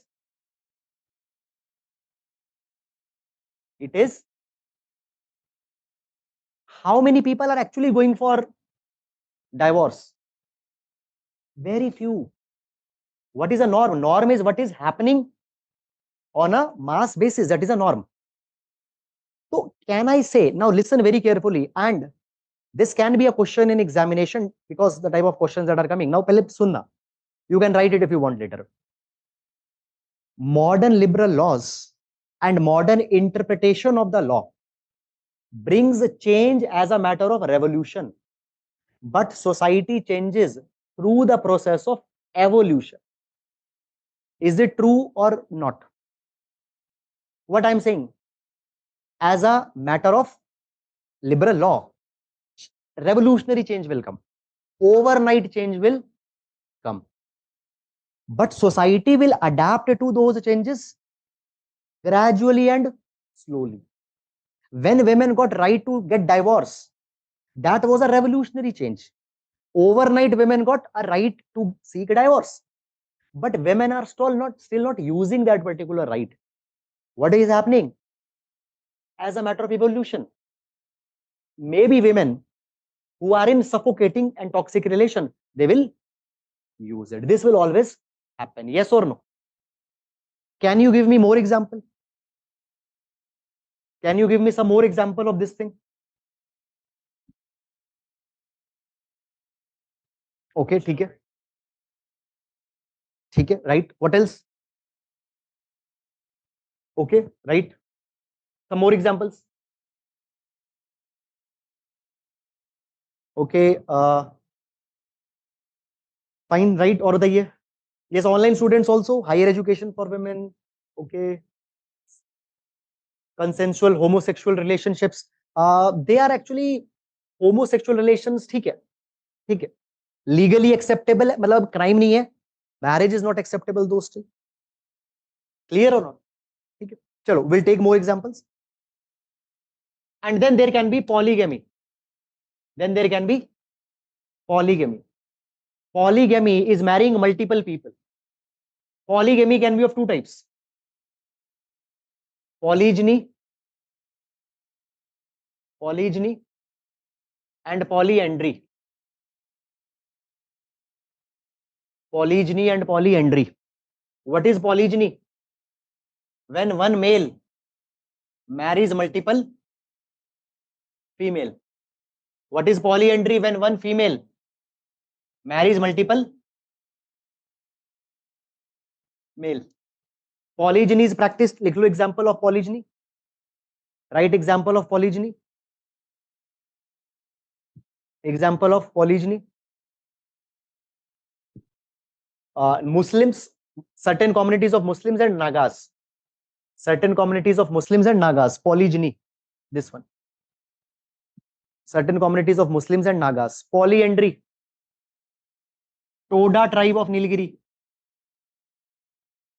Todas of Nilgiri. Todas of Nilgiri. Okay. Then next we have on the basis of family arrangement. On the basis of family arrangement, we can have two: nuclear and joint. Yes, what is the difference between nuclear and joint? What is the difference between nuclear and joint? If in a family there are 15 people, let's say there are a husband, wife, and they have 15 children, is it a nuclear family or a joint family? Nuclear or joint? Why nuclear? Nuclear family, maximum 2 generations live together. Joint, minimum 3 generations live together, plus common property unit will be there. There will be a common property unit. A common property is there. How many of you live in Rajendra Nagar? In Rajendra Nagar, a typical Rajendra Nagar, Patel Nagar, Karol, Bagh, a typical arrangement you will find. What type of arrangement? A tall building, ground floor, old couple are living. उसके ऊपर वाले floor के ऊपर में they have let's say 2 male child, big brother, younger brother, wife, children, and then UPSC wale students. They don't talk with each other. They meet on 1st of every month. They divide the rent and then they go back to their respective compartments. Okay. What type of family? Nuclear or joint? Why nuclear? Common property to hai. 3 generations are also there, right or not? Somebody give the right answer here. Yes, very good. When we use this word na common property, common marker of common property is common kitchen. Marker of common property is common kitchen. What is happening here?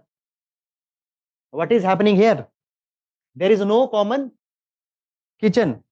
There might be Amma's kitchen, but that is a cloud kitchen on Zomato. They are not having a shared kitchen. Are you understanding or not? So this is a example of joint yet nucleated family. Joint yet nucleated family. If you put it in one category, ke sir joint mein dale ya nuclear mein dale, it will come in nuclear. Why? Because they are individual units.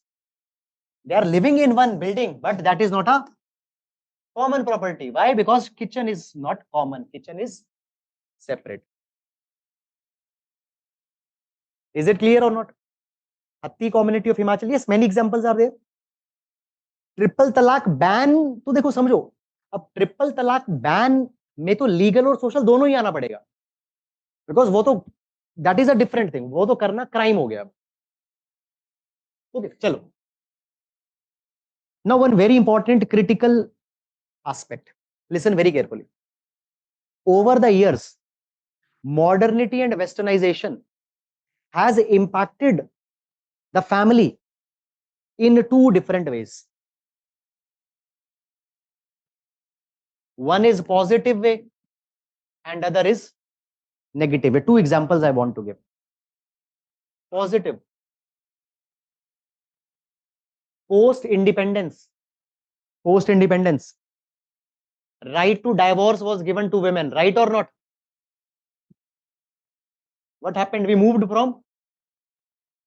from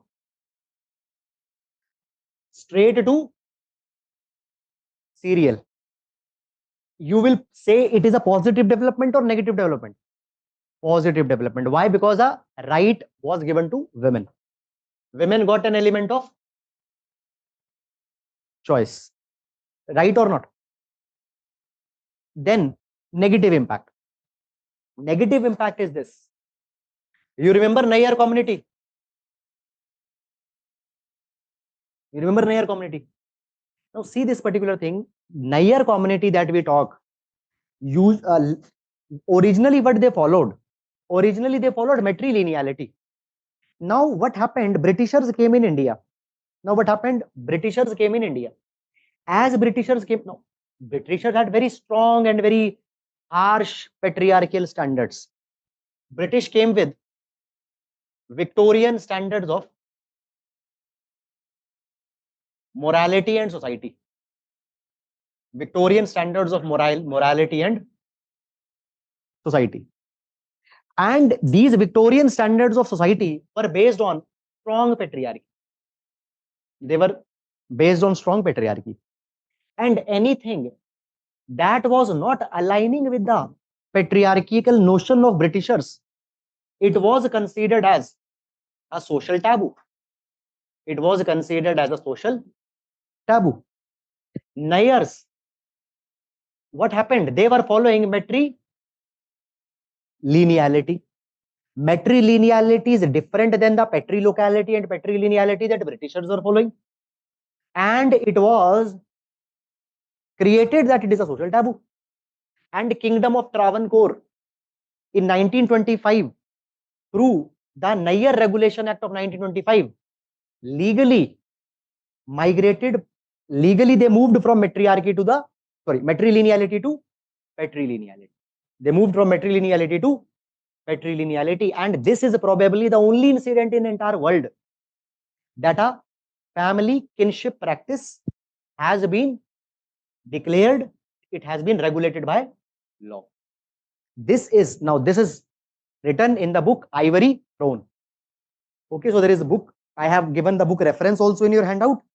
Ivory Throne. Okay, so what happened? This is a regressive impact of westernization. We compare everything by Western standards, and this is one of a negative example. It took away the diversity of Indian family system. Is it clear or not? समझ में आ रहा है? So one positive and one negative impact of modernity and westernization. Clear or not? Can we move? Okay. Just take 2 minutes of time.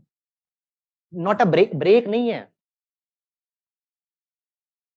ठीक है. 1 minute का 2 minute का time low. Please go through your handout. Assure yourself that everything is clear to you. You are not missing anything. Confirm and then we'll move.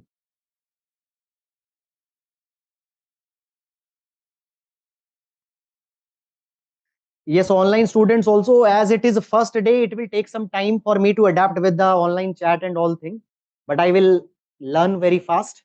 So some questions if I missed, it was not intentional, please write again, I'll reply them. Wrong tradition, I think. चलो जल्दी जल्दी read करो.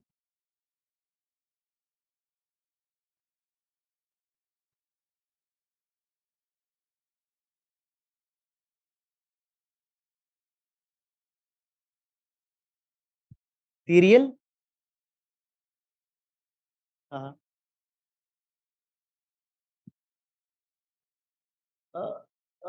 Not that much.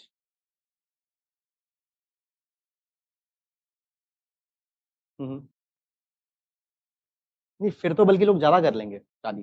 Understand this thing. People who feel कि भाई शादी नहीं करना, वो फील के बहुत ऑब्लिगेशन आ जाते हैं, they will get emboldened कि ट्राई करते हैं, नहीं चला तो डाइवोर्स ले लेंगे.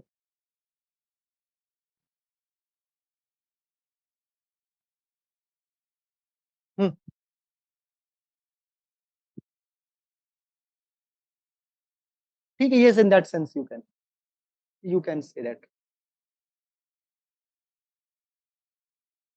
Okay, clear? Can we move? Have you read it?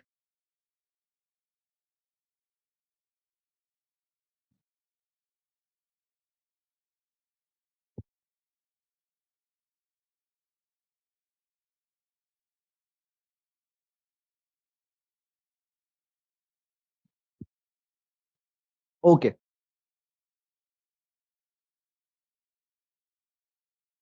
Next topic.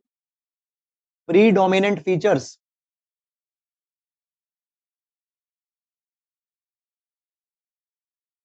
Predominant features of joint family in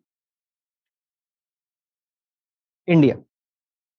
Predominant features of joint family in India. Okay. So, joint family in India, they are typically patriarchal, patrilocal, and patrilineal.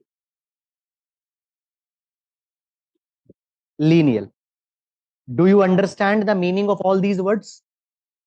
Patriarchal, decision making by male. Patrilocal, after the marriage, women will move to the husband's home. And patrilineal means bloodline will be identified from the side of the father. Next, co-partnership. Co-partnership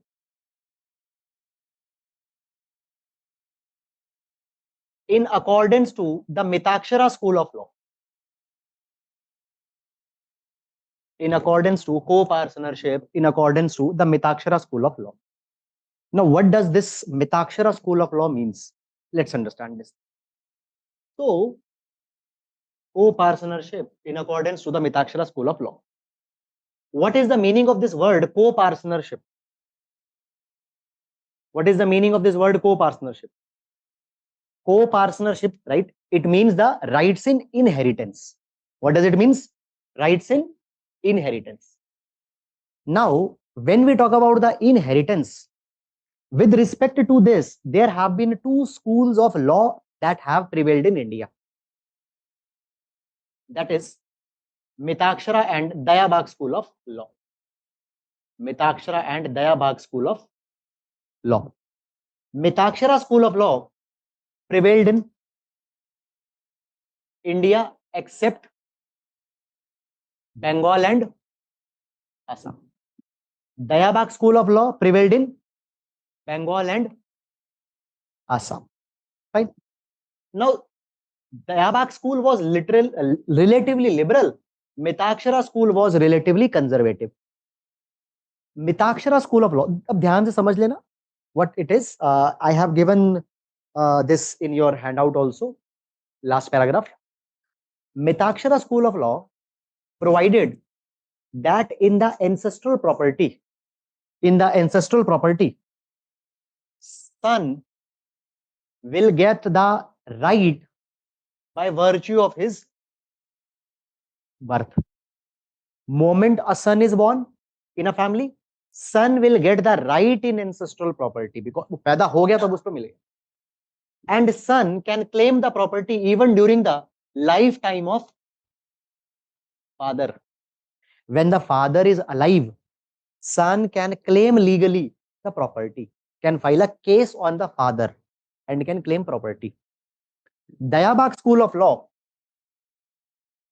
Now, this school, one more thing, recognizes the right on ancestral property of son, but does not elaborate on the daughter's right on ancestral property. It does not elaborate on that. Okay. Dayabagh school accepts right for both daughter as well as son. Dayabagh school of law provides that the ancestral property can only be claimed when after the death of the father. During the lifetime of a father, property cannot be claimed. Only after the death, property can be claimed. These are the two schools of thought that we have in India, Mitakshara and Dayabagh. Is it clear or not? Clear? Now, in India, after independence, the matters of inheritance was dealt by Hindu Succession Act of 1956. Hindu Succession Act of 1956. And Hindu Succession Act of 1956 followed which? Mitakshara. Hindu Succession Act followed which school? Mitakshara school. But things got changed after 2005. Things got changed after 2005. What happened in 2005? In 2005, amendment was made to the Hindu Succession Act. And through this amendment that was made to the Hindu Succession Act in 2005, it was provided that daughter and son both are entitled to claim the ancestral property.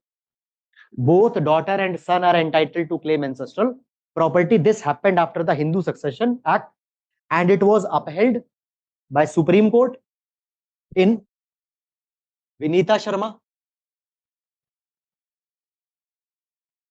versus Rakesh Sharma case.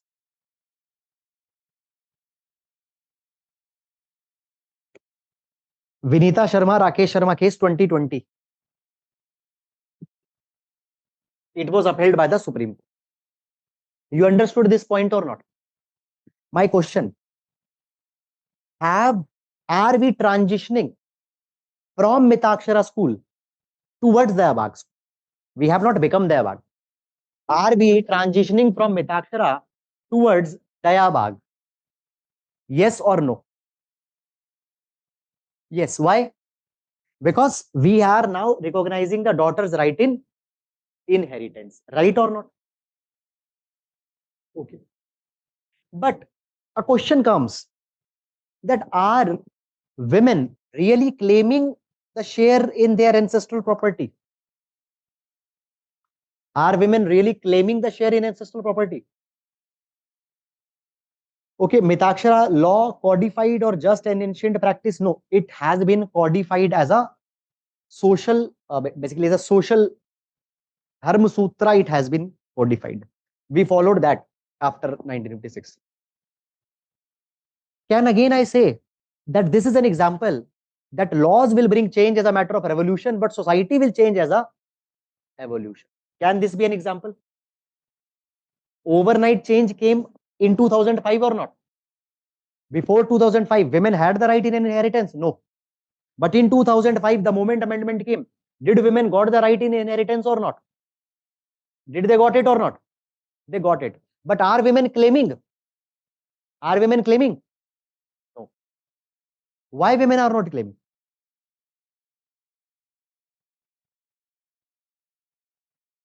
Why women are not claiming? Now listen to the question. सुनो ध्यान से. Despite of legal recognitions, despite of legal recognition to women's property rights, women seem reluctant to claim their property rights. Why? We'll do one exercise. I have given a blank page in your handout. I am putting a timer of 4 minutes here. I don't want you to make some structure or something. Just write in points that why women are not claiming. So this is a thinking exercise. थोड़ा सोचो अब. I am putting a timer of 4 minutes. Please, it is not a break again.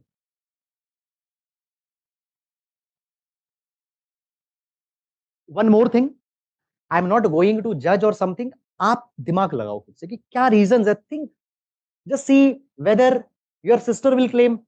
If you are a woman, what are the factors that you might not claim? Yes, online students also, please. Please write it in your page.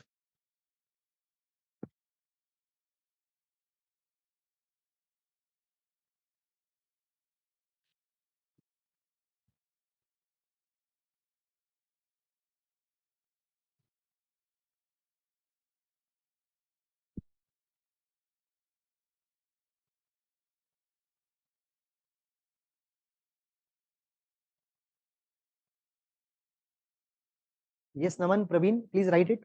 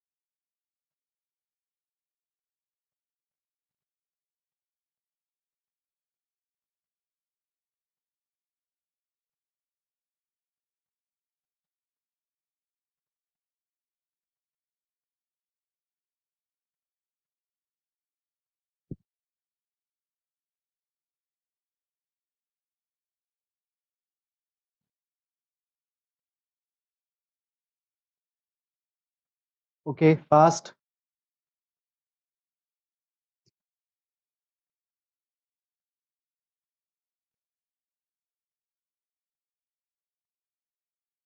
Okay, Divya.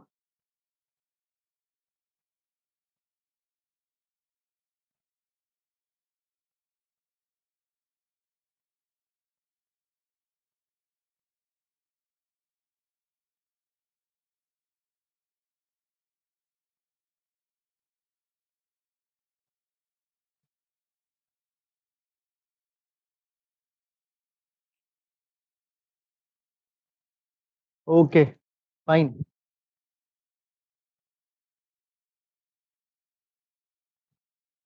Okay, so how was it brainstorming? How was it? कुछ समझ में आया? लिख पाए कुछ?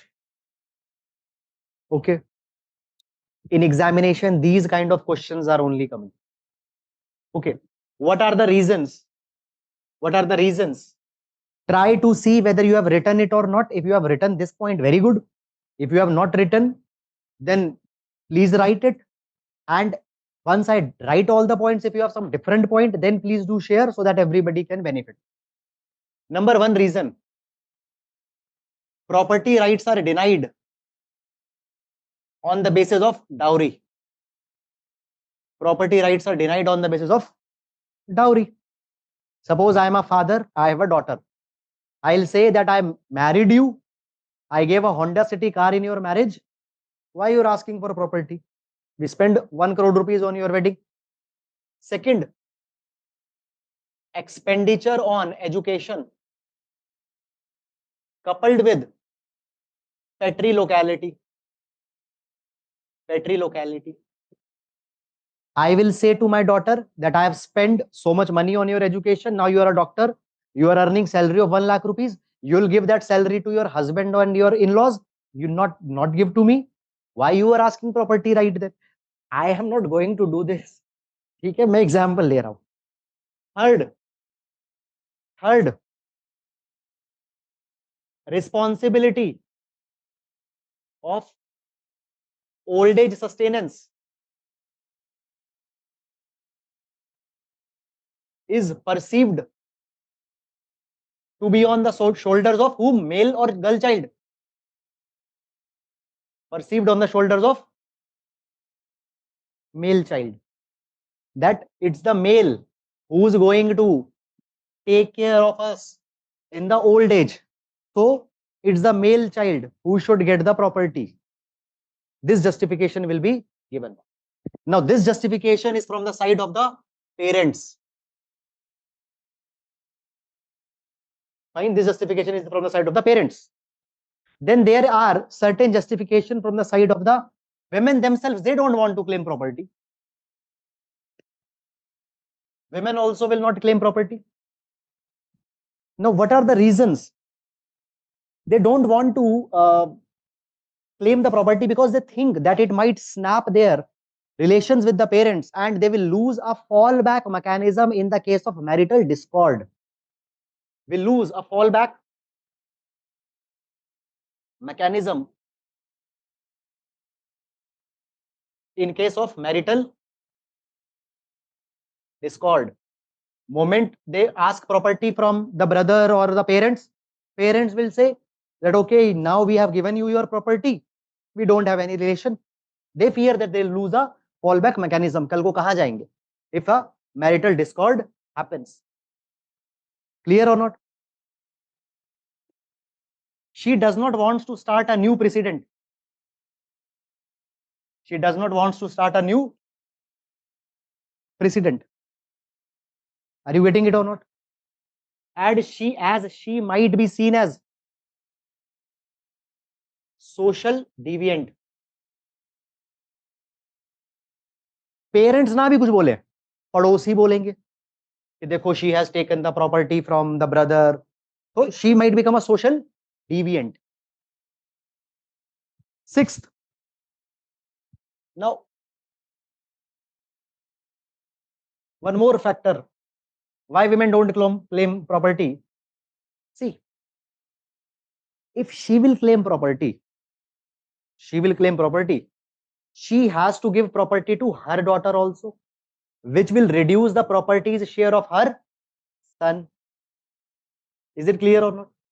Understand this thing. Patriarchy is more perpetuated by female than the male.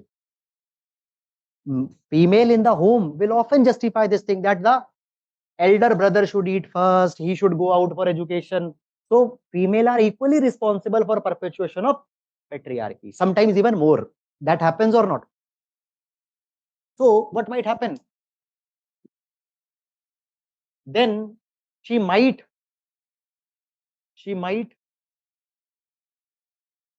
be compelled to give property to her own daughter, which will reduce the son's share,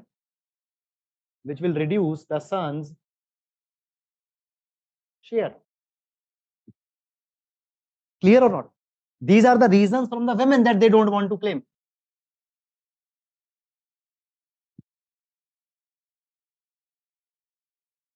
Yes, any doubt, any question? Fine. Husband and in-laws. Why they don't want women to claim the property? Husband का male ego. Husband's male ego. Is it clear or not? Dekho, this is a social fact that if women earn more than the husband, then it creates social tension and disputes between the married couple. Is it clear or not? Because some people might not find a problem with that, but this we are talking about is elite, educated, modern, urban people, but in main society. ठीक है? दूसरा क्या है reason फिर? 7th and 8th reason is that if women will claim property will lead to women's economic empowerment, which might dilute patriarchy.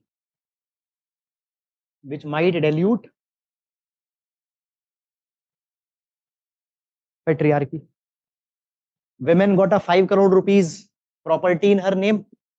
Now she'll not bear the patriarchal structure. This is the belief that she might get empowered. She shall not bear that patriarchal structure. Are you getting it or not?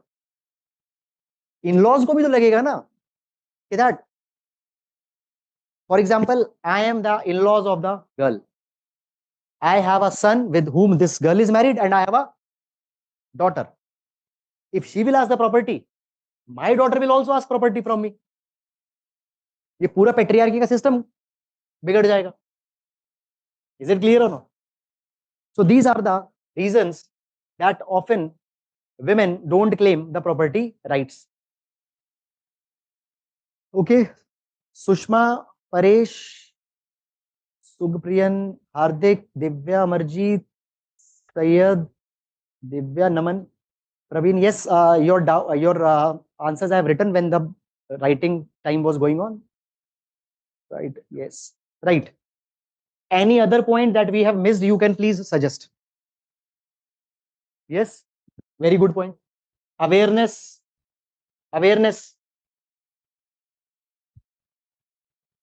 Legal awareness. Yes. मतलब ऐसा कोई religious dogma तो social डिविएंसी ही है, उसी में religious और ritualistic aspect आ जाएगा. क्यों नहीं मांग रही? क्योंकि सोसाइटी नहीं अलाउ करती. नहीं साइज का ऐसा कुछ हो. क्या प्रॉपर्टी ज्यादा है तो मांग लेंगे या कम है तो मांग लेंगे? I'll not take the name. I have my very good friend, my friend's mother. So now Gurgaon was earlier a farmland. So my friend's mother and their brothers, they had a lot of land in Gurgaon. All that land got acquired. and some 15 years back they got a compensation which ran in hundreds of crores of rupees. ठीक है. Her mother signed on the paper that I will not claim any property. They were, I think, 2-3 sisters all signed that. So amount of compensation was in hundreds of crores of rupees. They signed it. Social norms are far more powerful in Indian society than the economic advantages, because Indian society is a deeply collectivistic society. Clear or not? तो होता है. Fine. Just you see in your surrounding that how many women are actually claiming the property. ठीक है. Today, because of the urbanization that have happened, even 1 acre of land is in crores of rupees if it is at a decent location. I'm not saying very good, but अगर एक decent location पे है, women are not claiming. Some are claiming, but that again cannot be a norm. Yes, are we clear or not? Okay, lack of knowledge, yes, fine. Major prevalent issue.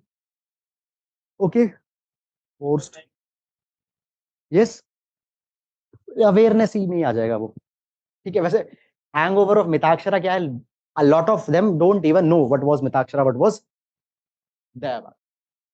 Clear or not? Can we move? Chalo. Next topic. Reasons leading to the fragmentation of joint family in India. Reasons leading to. One thing I can guarantee you, that questions will not go out of this, because this handout that you got, it is in 10 years of making, not today. Please ensure this thing, that every dimension that we are doing, I am saying you to write, I am asking you to brainstorm, please do that particular. Let only one unit, मतलब जो salient features of Indian society है, वो बस एक topic हो जाने दो. You'll find, I'm not saying PYQs, आप test series वगैरह कुछ भी देख लें. ठीक है. So that is just to assure you, ठीक है, not to do some chest thumping. Fine. So please be with that. Na? Okay. Major reasons for the fragmentation of joint family.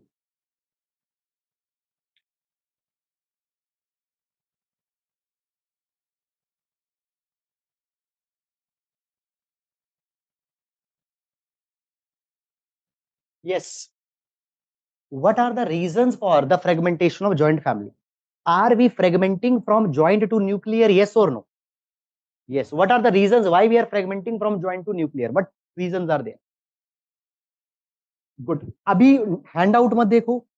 Whatever coming your mind, please. Yes, online students also. Naman, I have written. Ab tak Naman tak all doubts.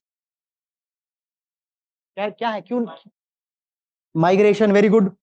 Internal dispute from decision, very good. Yes. Cost of living, good. Cost of living is more in joint or in urban? Nuclear. अपना ही point dilute कर रहे हो. Job opportunities, right. Economic conditions, ठीक है. What else? Value conflict, good point. कैसा value conflict हो रहा है?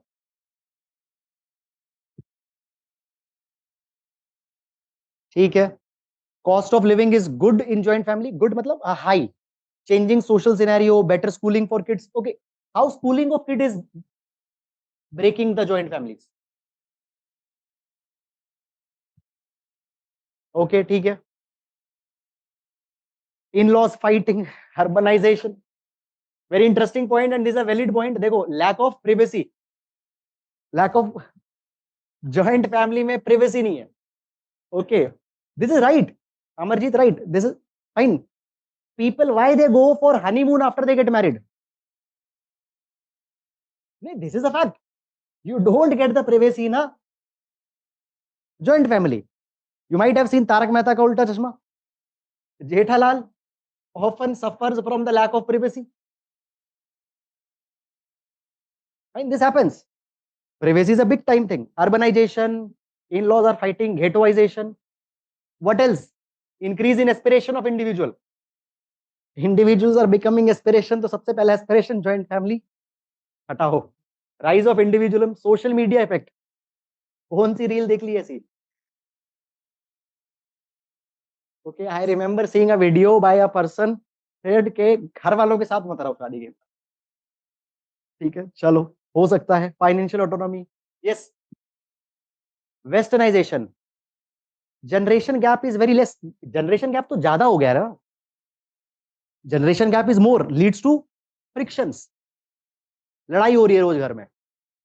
ठीक है, योर दादाजी wants you to be IAS, you want to be a DJ, you want to be a tattoo artist, you want to be a food blogger. ठीक है, he wants you to follow कलाम साहब, you follow Elvis Yadav. ठीक है, तो भाई Hindi dispute हो रहे हैं, इंडिविजुअलिज्म। प्लीज देखो, समझते हैं क्या रीजन है। सबसे पहले आ जाएंगे economic reason. Economic reason, what are the economic factors? Number one, see this particular thing. Industrialization has played an important role. Let's understand how. See this particular thing.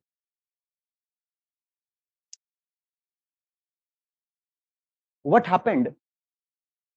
Indian society was largely agrarian society.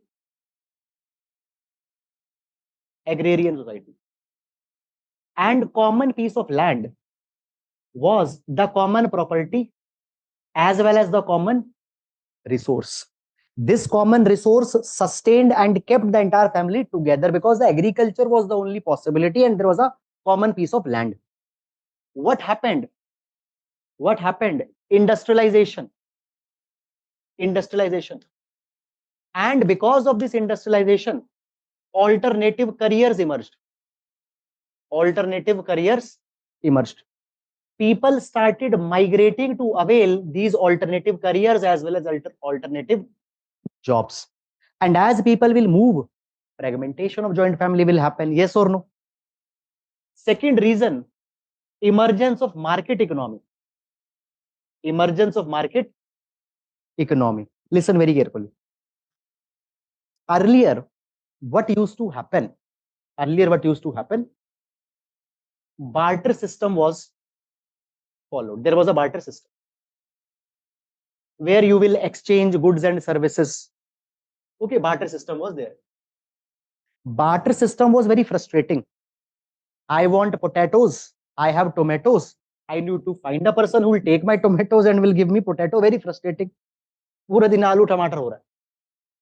What will happen? I will form a big joint family. I'll give different tasks to people.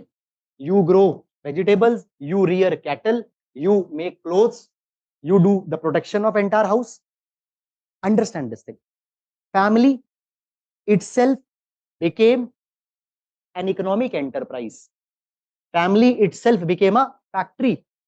It is making goods and services internally for internal consumption. समझ में आ रहा है? Family became a self-sustaining enterprise. Family became itself a factory which is producing goods and services for internal consumption. Now, market economy emerged. With market economy, surplus production started to happen. Today, whatever I want, I will get from market. I need not to keep cow. I'll go to mother dairy, will buy milk. I'll not go now, I'll do Blinkit.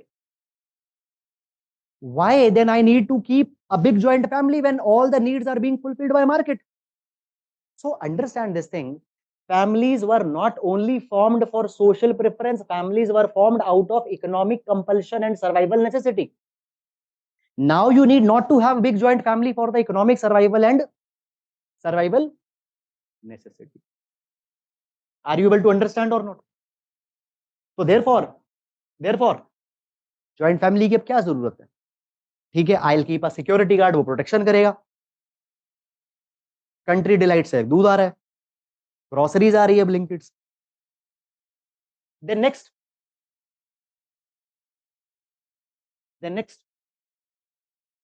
emergence of urbanization.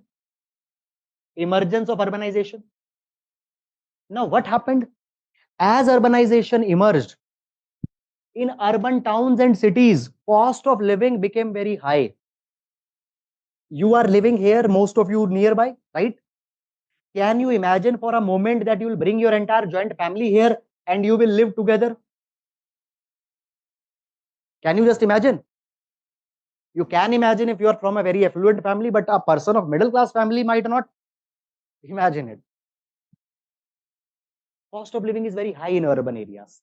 So therefore, it was not possible to have a joint family in urban area.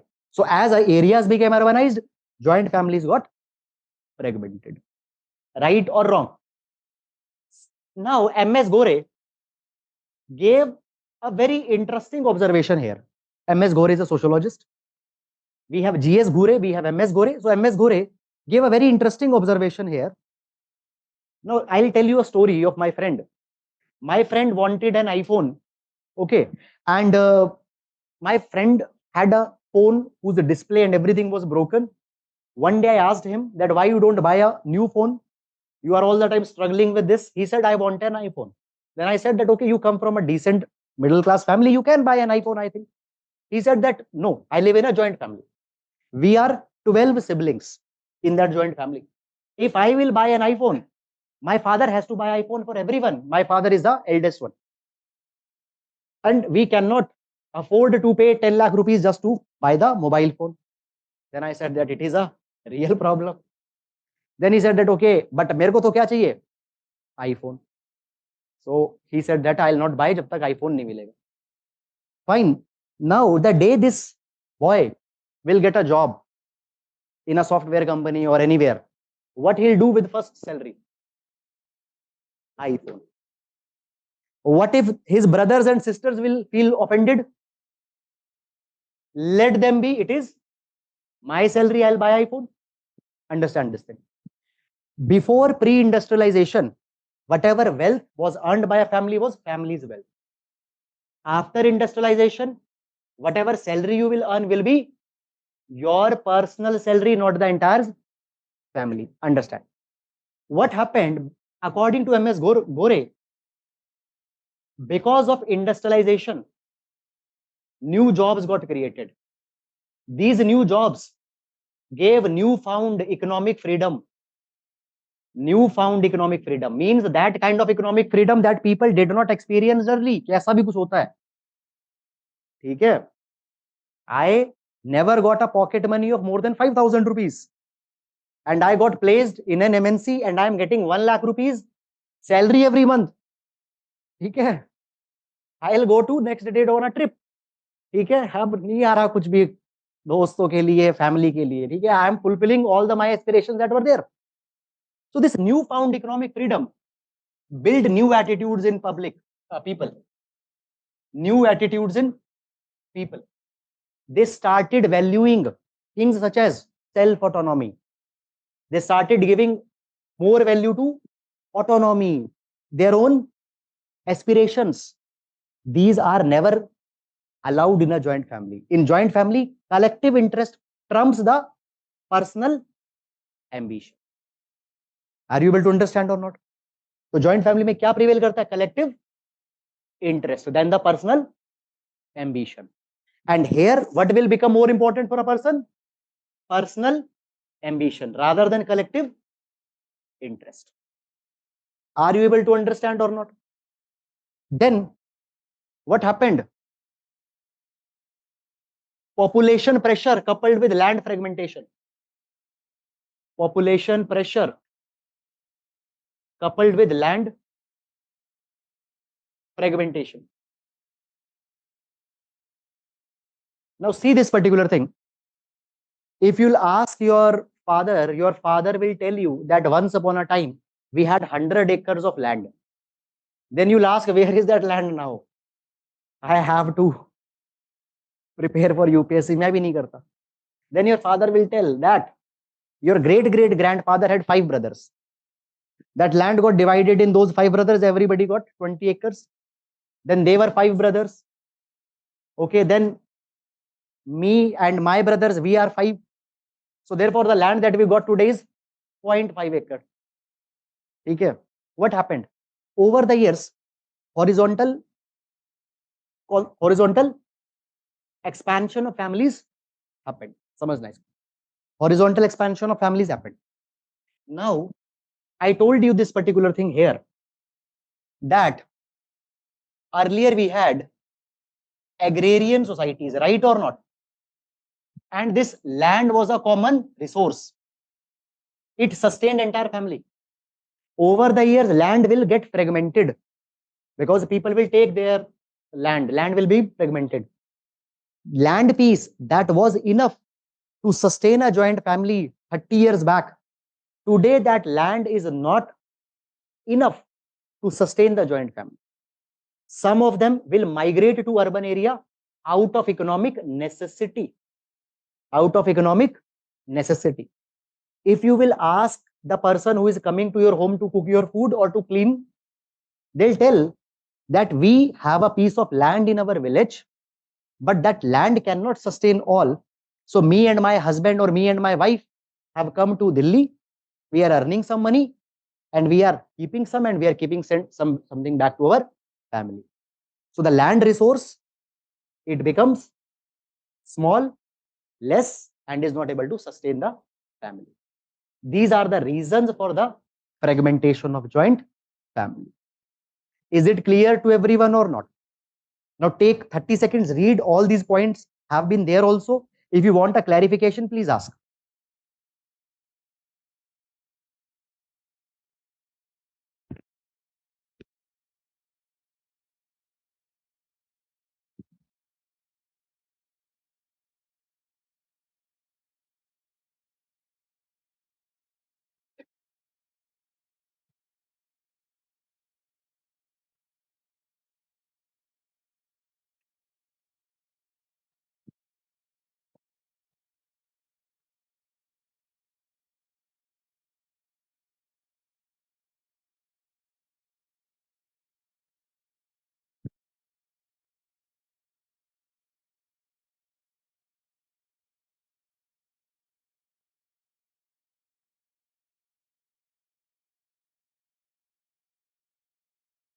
Yes, clear or not?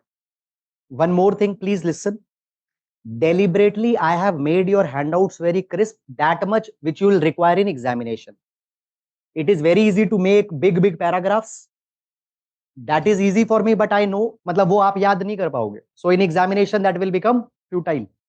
You please don't make them bulky by adding a lot of things. So point is that backstory you should know कि ऐसा ऐसा हो रहा है. In examination, it is not needed to write that entire backstory of 2 paragraphs. Write keyword. No need to explain that keyword. You should know that what does relative deprivation means. What is the subjective realization of objective reality? You should know. You need not to explain that in examination. You need to know what is the meaning of conjugal symmetry. Exam mein you are not required to write. What are these words? We'll discuss gradually. Is it clear or not? So in examination, 2 liners are the maximum that you can write. Is it clear? So don't make them bulky by yourself. Keep it crisp only. Now the next reason is the role of education. Role of education.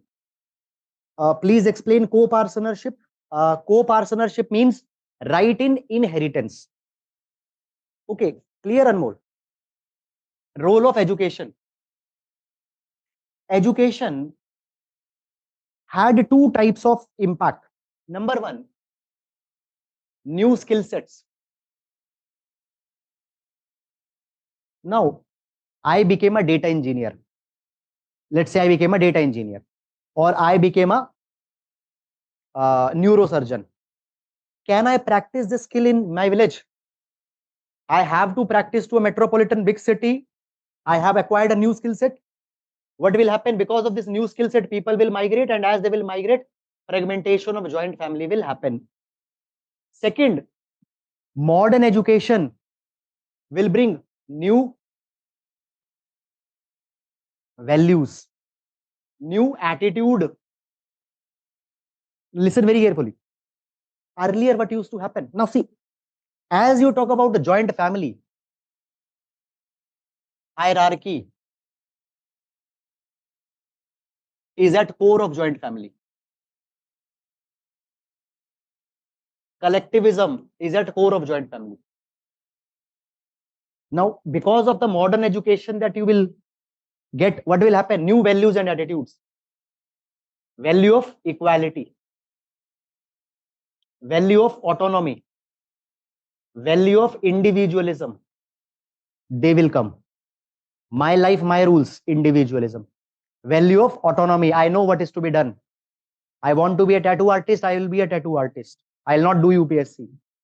Equality, fine, women always had a secondary status in joint family. They will now require a equal status in joint family. What will happen? All these values will directly go against the values of joint family. Frictions. Frictions will lead to dispute. Dispute will lead to breakdown of joint family. Clear? Next is the empowerment of women. Empowerment of women. Empowerment of women happened due to awareness, feminism. What is feminism? Feminism advocates equality between men and women. Women empowerment due to education. Patriarchy has always been the core feature. Patriarchy has always been the core feature of joint family. What was the feature? Patriarchal, patrilocal, patrilineal. When the women will get empowered because of awareness, feminism, education, they will question the patriarchy. The moment core of patriarchy, a core of joint family is patriarchy, that will be questioned. Joint families will get fragmented. Is it clear or not? Fine. Now, next 2 points are very interesting.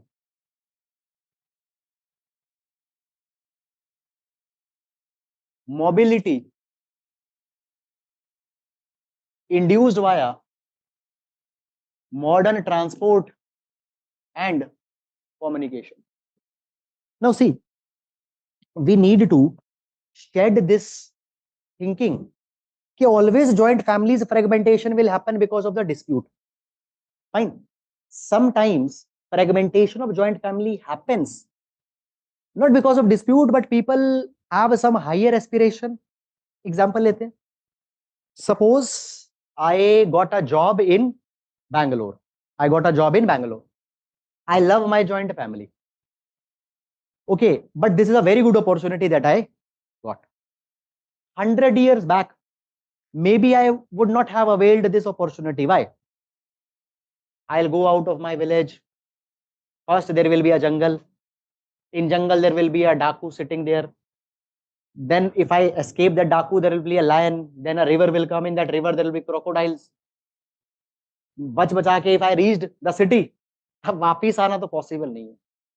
So it will be a flight of a lifetime. Today, what happens? In few hours, I can reach back to my home from any part of the country, right or not? I am in Bangalore. I need to reach home. I'll take a flight and by evening I'll be in Delhi. Yes or no? I have a video calling. I can call my parents anytime and I can know about their whereabouts, or more they can know about me. Okay? What happened? This modern transportation and communication gave an added layer of confidence to the people that they can move out of a joint family and can come back to the joint family whenever they want for emergency or for any social rejuvenation of ties or anything. Yes or no? So therefore, people can move out of joint family and can come back conveniently whenever they want. Before the modern transportation and communication, that was not possible. Are you getting it or not? There is a movie of Shah Rukh Khan, Ek Paheli. Have you seen that? So Shah Rukh Khan went out for doing some trade, और शाहरुख खान को पता भी नहीं है उसके घर में एक भूत आके उसी की शक्ल बना के रह रहा है. ठीक है, तो पहले ऐसा होता था, अब ऐसा नहीं हो सकता. मतलब लिखना नहीं है एग्जाम में, it is just to explain. Is it clear or not? Then impact of modern social legislation. Modern social legislations. Here we have two case studies. One is the case study of Hindu Succession Act and other is the case study of Hindu Marriage Act. Let's understand this. How the modern social laws have contributed in joint family. You might have seen old movies where there is a person living in a joint family, very much frustrated and irritated. He and his wife talking with each other that we want to leave, but we cannot leave. My brother will take all the property. Yes or no? They have this tension that if I go out of joint family, they'll use the word, तुम्हारा भाई जमीन हड़प लेगा. ठीक है? This cannot happen after 1947. Why? You got a legal right to claim your ancestral property. It is not on your father to give you property or to not to give you property. It is a legal right. Your father has a right to not to give you property, which is a self-acquired property. But ancestral property cannot be denied. It is a legal right. People can move out of joint family without losing their right to inheritance. Earlier, they were reluctant to move out because they feared that they will lose their inheritance. Now they'll not lose. Fine. Hindu Marriage Act. Hindu Marriage Act. Now, Hindu Marriage Act provided the right to people to get married to marry outside caste as well outside religion. Hindu Marriage Act and Special Marriage Act. Special Marriage Act is actually one which gives the right to marry outside the religion. So now you can marry outside the religion. It is your right. When people will exercise this right of marrying outside the caste, marrying outside the religion, it will drive the permanent wedge, permanent divide, permanent crack in the joint family. Yes or no? So suppose I am marrying outside the religion. I can do now because I have a Special Marriage Act. Okay, or I have the Hindu Marriage Act, I can marry outside the caste. Moment I'll do, my joint family will kick me out. So it drove permanent social wedges which were irreparable. And many people have to move out of a joint family when they exercised it. This right gave them an assurance, succession. Is it clear or not? So these are the factors that have largely contributed to the fragmentation of joint family in India. Is it clear or not? Any question, any doubt here? ठीक है, fine, okay. चलो एक last topic करते हैं, उसके बाद में will wind up. Are you able to understand और नॉट? समझ में आ रहा है? ठीक है, समझ में आना बहुत जरूरी है. Okay, I am giving you 1 minute of time. It is a kind of a 1 minute का break plus revision time. एक बार देख लो and then we'll be doing the emerging trends. That will be the last topic for today.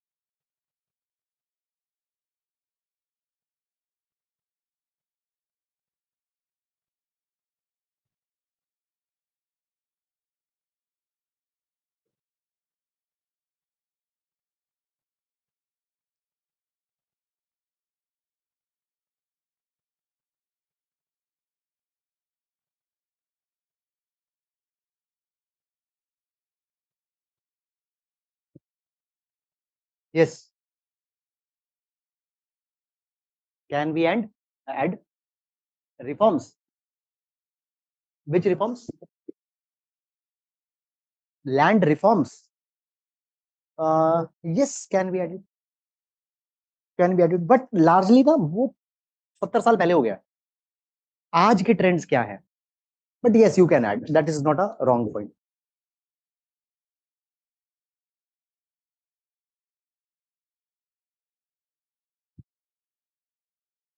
Influence of, yes, yes, influence of westernization is a reason. Please write it, but that is a very घिसा पिटा reason. Everybody will write that only. But yes, that is a valid reason, because the first point that comes is the impact of westernization. So yes, that is a reason.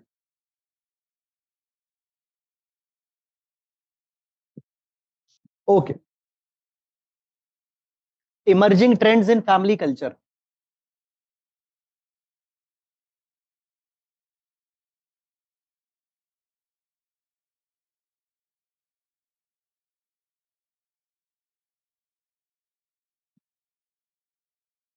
Emerging trends in family culture. Okay. Now, what are the new trends that are coming in family culture? Number one, cohabitations. Cohabitations. What is a cohabitation? What are the cohabitations? Yes, you can write it if you want. Cohabitation, actually, when I kept one line का distance, ठीक है, वो I think editing में चला गया है. From next time, we'll keep 1 or 2 line का distance between the subsequent lines. I think that will be helpful, right?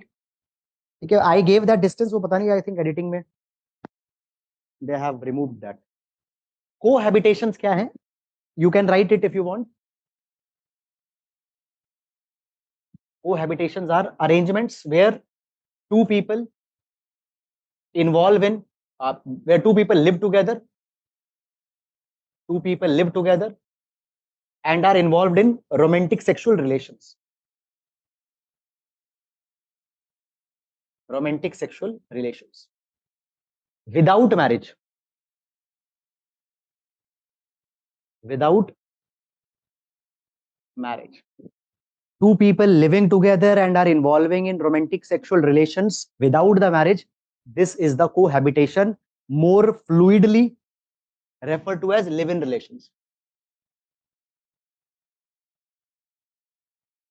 More loosely or fluidly referred to as live-in relationships. Cohabitations. Now, cohabitations are emerging. They have been given a legal acceptance by the Supreme Court in S. Khushbu and Indra Sharma case. They have been given a legal acceptance in two of the cases, that is S. Khushbu and Indra Sharma case. Means two people can legally live together without getting married. Two of these judgments. In fact, over the years, many more rights have been recognized for the people living in these kind of arrangements. What kind of rights have been recognized?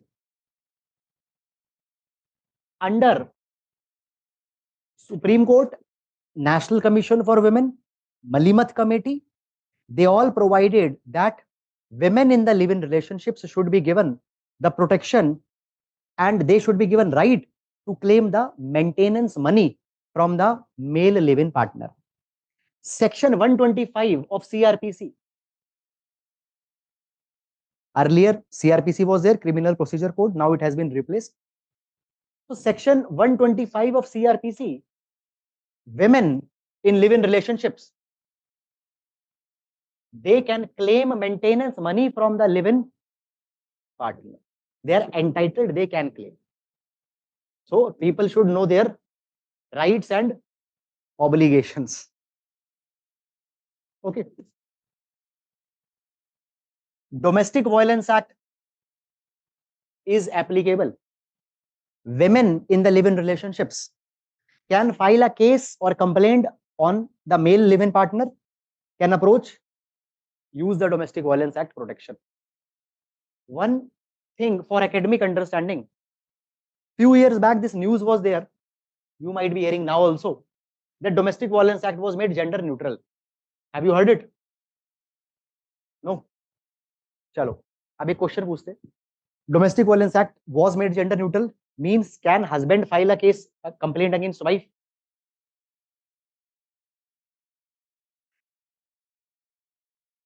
क्या है gender neutral फिर? Domestic violence act was made gender neutral. It has been made. Can now husband file a case against wife that she harasses or tortures the husband?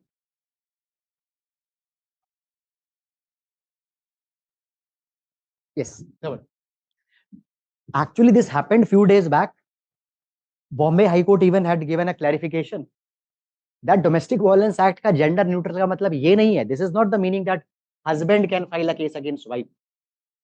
What actually it is?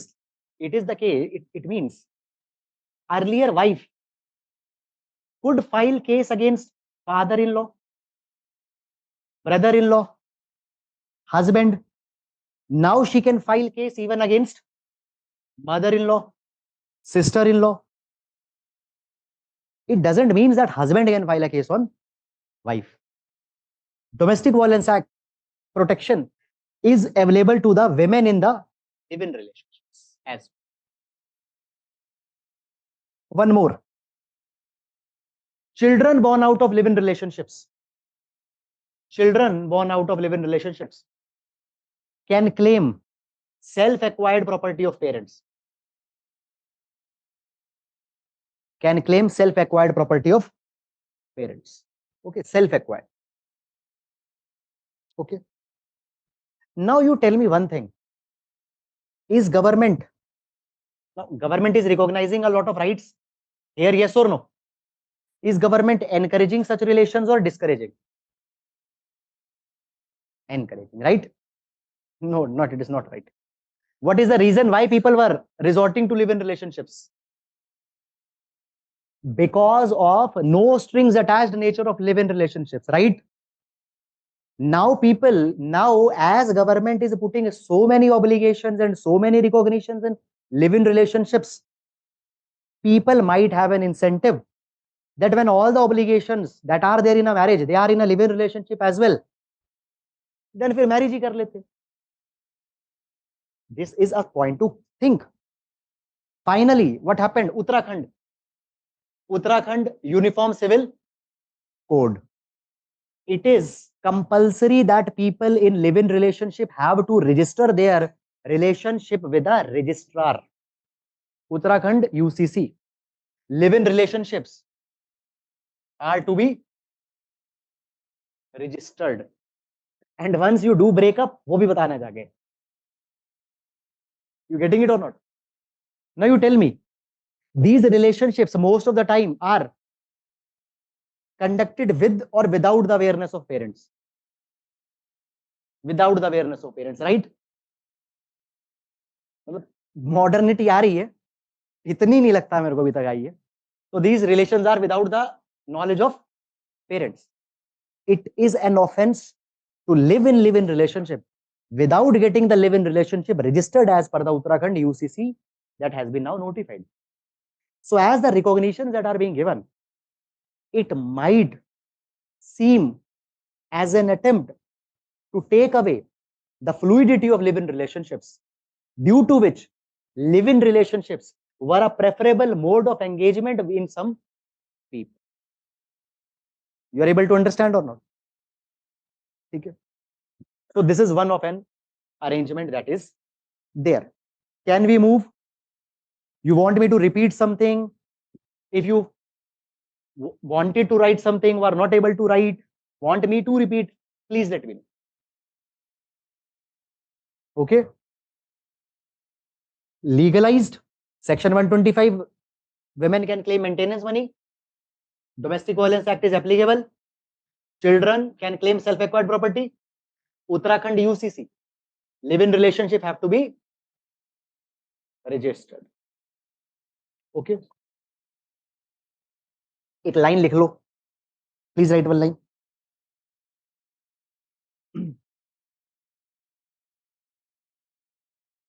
Recognition and obligations in LIR, live-in relations. Recognitions and obligations in LIR often takes away fluidity in LIR. Fluidity in LIR. And makes them socially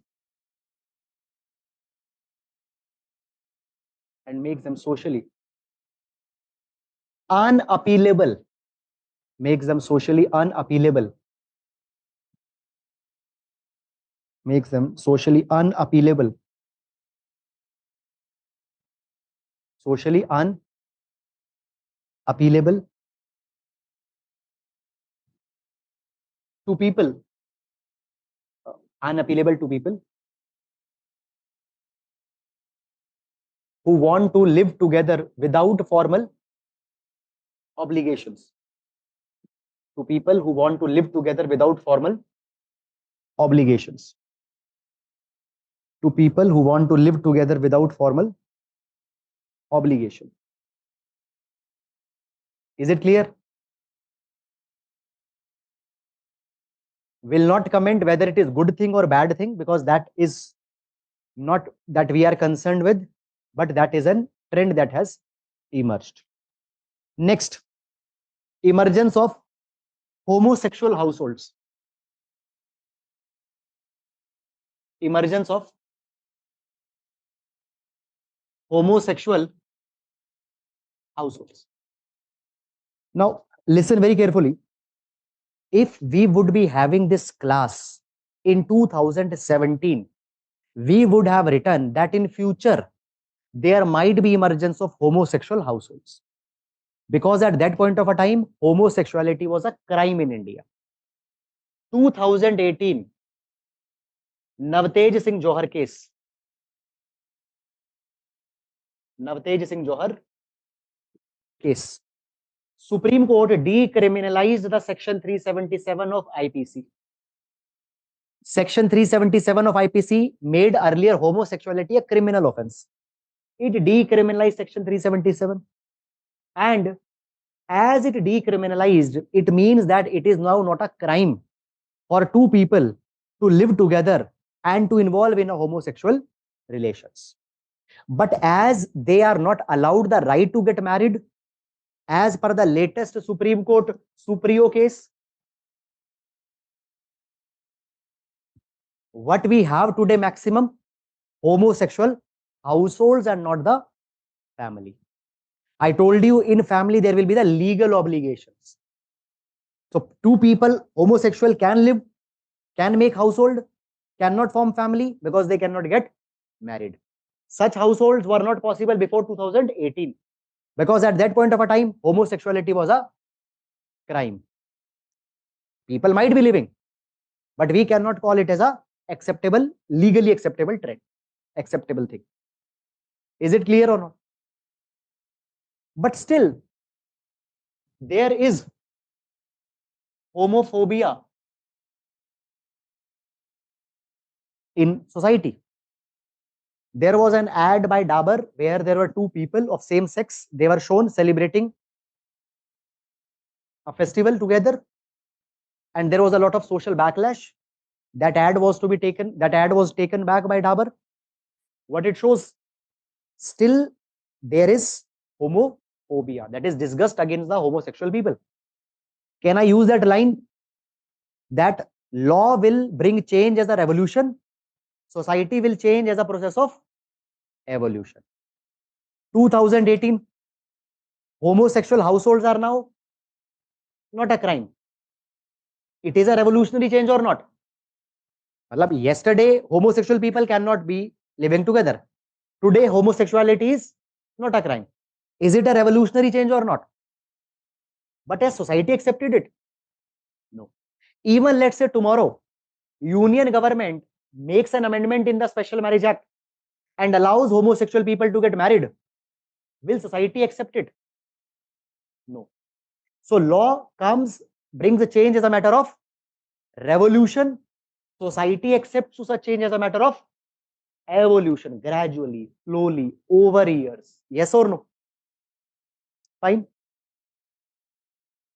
Then next, there is conjugal symmetry. conjugal symmetry, and this conjugal symmetry is diluting patriarchy. Conjugal symmetry is diluting patriarchy. What is conjugal symmetry? Equality between conjugal means relation between the husband and wife.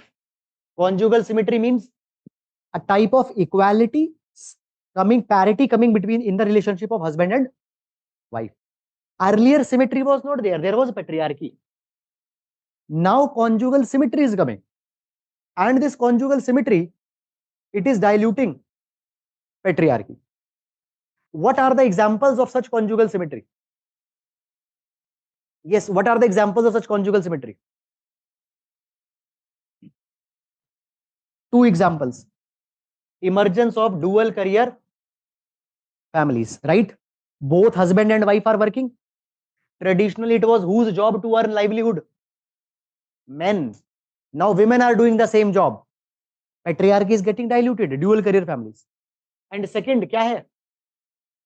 Adultery was decriminalized. Adultery was declared as invalid in Joseph Shine case. You understand what is adultery? What is adultery? Just समझ लो इसको. This is, let's say, husband. This is wife. Suppose this wife is having some physical sexual relation with some other man.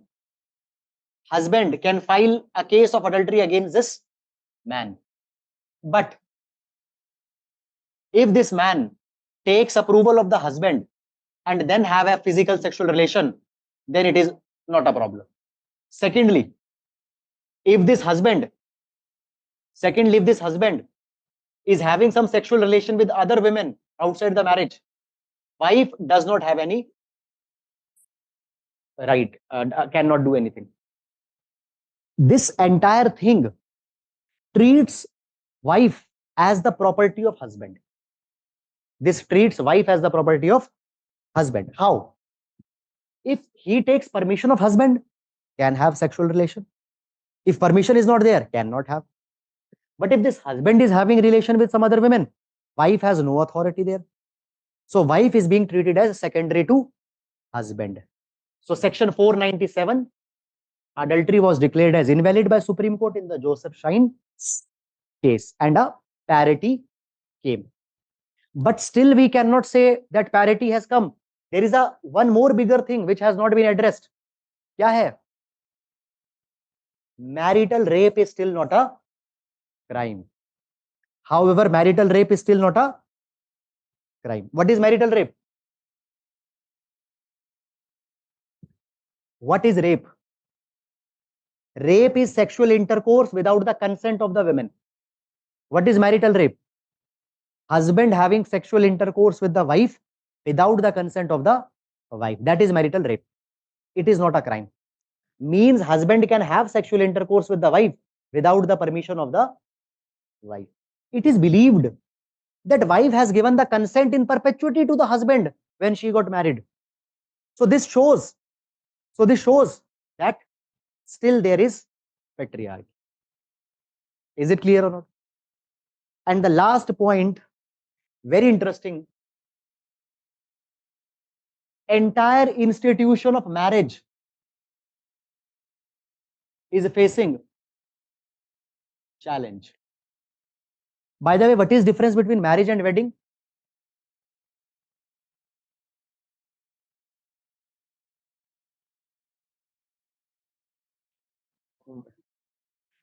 That one day event is wedding, and that long term institution, lifelong institution is marriage. When you go to an event, you go to their wedding, you don't go to their marriage. आप marriage में नहीं जाते हो, आप wedding में जाते हो. So this is a difference.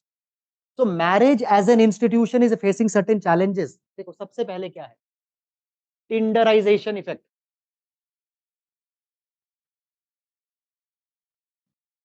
There is emergence of Tinderization. bumbleization,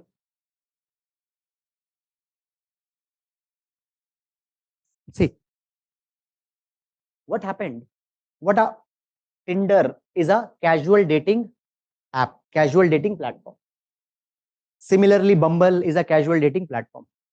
So today what is happening, these platforms, Tinder, Bumble, they are facilitating fling relations. They are facilitating fling relations.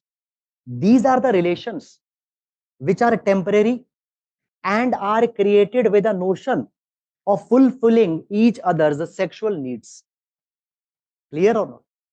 Now, when we talk about marriage, marriage as an institution had an important role. That is, it provided the sexual gratification to the people. It was an avenue of providing sexual gratification to people. Even why child marriages happen, one very big reason for child marriage is to control the girl's sexuality as well as boy's sexuality. When the girl and boy will reach puberty, they might try to explore their sexuality, and to curb that, child marriages used to happen. Now understand this thing. These Tinder, Bumble, these platforms are facilitating fling relations and are providing avenue for sexual gratification without the marriage. Now, there might be a question, and if it's not there, let me pose that. Sexual gratification a person might avail through prostitution, through paid sex, but that thing is attached with an element of immorality in the societies across the world. But such element of immorality is not attached with the fling type of relations. So therefore, they are more acceptable arrangement for sexual gratification for a large number of people than sexual gratification through prostitution and all such kind of things. Are you able to understand or not? Okay. Second, institutionalization of a sustenance function. Institutionalization of sustenance function. Now see this. Why people had this compulsion to get married and have child, that to male child? सबसे बड़ा reason है, बुढ़ापे में मेरा कौन ख्याल रखेगा? बुढ़ापे की लाठी, बुढ़ापे का सहारा. Sustenance would be done by a male child in the old age. This is the reason I need to have a male child. Today, what is happening? There is the institutionalization of sustenance function that is happening. Matlab, there are the institution-like facilities. This has happened in the West. Now it is happening in India. They'll take some money from you and will keep you there till you die. If you are a religious person, almost every spiritual town and city in India offers such kind of a facility that you can stay there in your old age. If you are some party loving person, get a retirement home in Goa, get retired there. So sustenance function is institutionalized. You need not to have family and children to sustain you in old age. Third reason, very important reason, values are changing. Earlier, value of race perpetuation was very important. Now individualism, autonomy, independence, these values are becoming more important than race perpetuation. खानदान आगे कोई बात नहीं ना चले, but I don't want to sacrifice my independence. It is a large number of people think that marriage might take away your independence. ठीक है, फिर ऑफिस के बाद घर ही आना है और कहीं नहीं जाना. ठीक है, today you have a long holiday coming, you might pack your bag and might go to Rishikesh, और दिल्ली वाले कहीं नहीं जाते. ठीक है, this you cannot do once you get married and you have children. ठीक है, then so this is important for some people. Then alternative recreation. देखो, why 1980s people had such big families? 10-10 बच्चे क्यों थे? Partly because of ignorance and lack of family planning, but और कोई recreation नहीं है. समझो, joint family, 10 children in your home. ठीक है, you get one kid, the family is occupied for 4-5 years. 4-5 साल तक पता नहीं क्या हो रहा है. फिर अब बड़ा बच्चा हो गया, अब क्या करोगे? One more kid. Understand this thing. देखो, बहुत इंपॉर्टेंट बात है. Human is a social creature. Supreme court in Shatrughan Chauhan case ruled this particular thing, that if a person has been kept in a solitary confinement and is on a death penalty, that is a mental torture, that is a ground, and on that particular basis Supreme Court can convert that death penalty in life imprisonment. So commutation is prerogative under president. President का power है वो. Supreme Court can do that. This is such a big thing.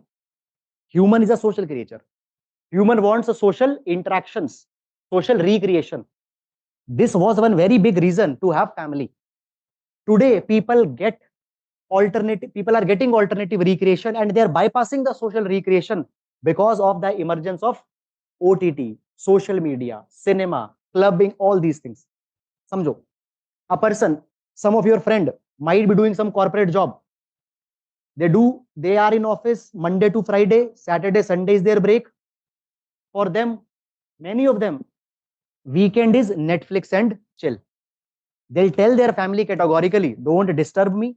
I have done a lot of hard work throughout the week. I'll be sitting in my room. I'll binge watch this series. I'll order pizza. When it comes, deliver it to my room. Don't disturb me. Do this by yourself. You'll go to a restaurant and you'll see that a family has come for dining and all of them, including the old one, they are glued to their mobile phone. Does this happen or not? Today, human touch and social touch for recreation is being replaced by digital touch. Fine. Now you combine all these things. For a large number of people, now marriage is not a compulsion. Sexual gratification through casual dating apps. Values have been changed. Sustenance will happen through institutions. For recreation, I think family is an obligation and I get better recreation through Netflix. Clearly, this can be observed. The average age of marriage, is it going up or not? People are delaying marriage as far as possible, and large number of people are even going to an extent of cancelling out the marriage. Even if they are getting married, not having kids, emergence of DINK phenomena, double income, no kids. Even the one who are getting married, double income, no kids. Is it clear or not? ठीक है? Yes, any doubt? Okay, so that would be all for today. Next class, we will be further taking it up from this point. I hope that you did not got too much bored or something. Tomorrow we'll further take it up. Online students, any question, any doubt, if you have, please tell.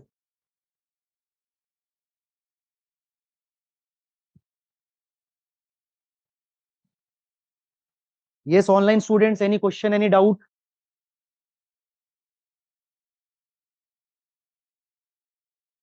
Chali, thank you everyone. Good evening.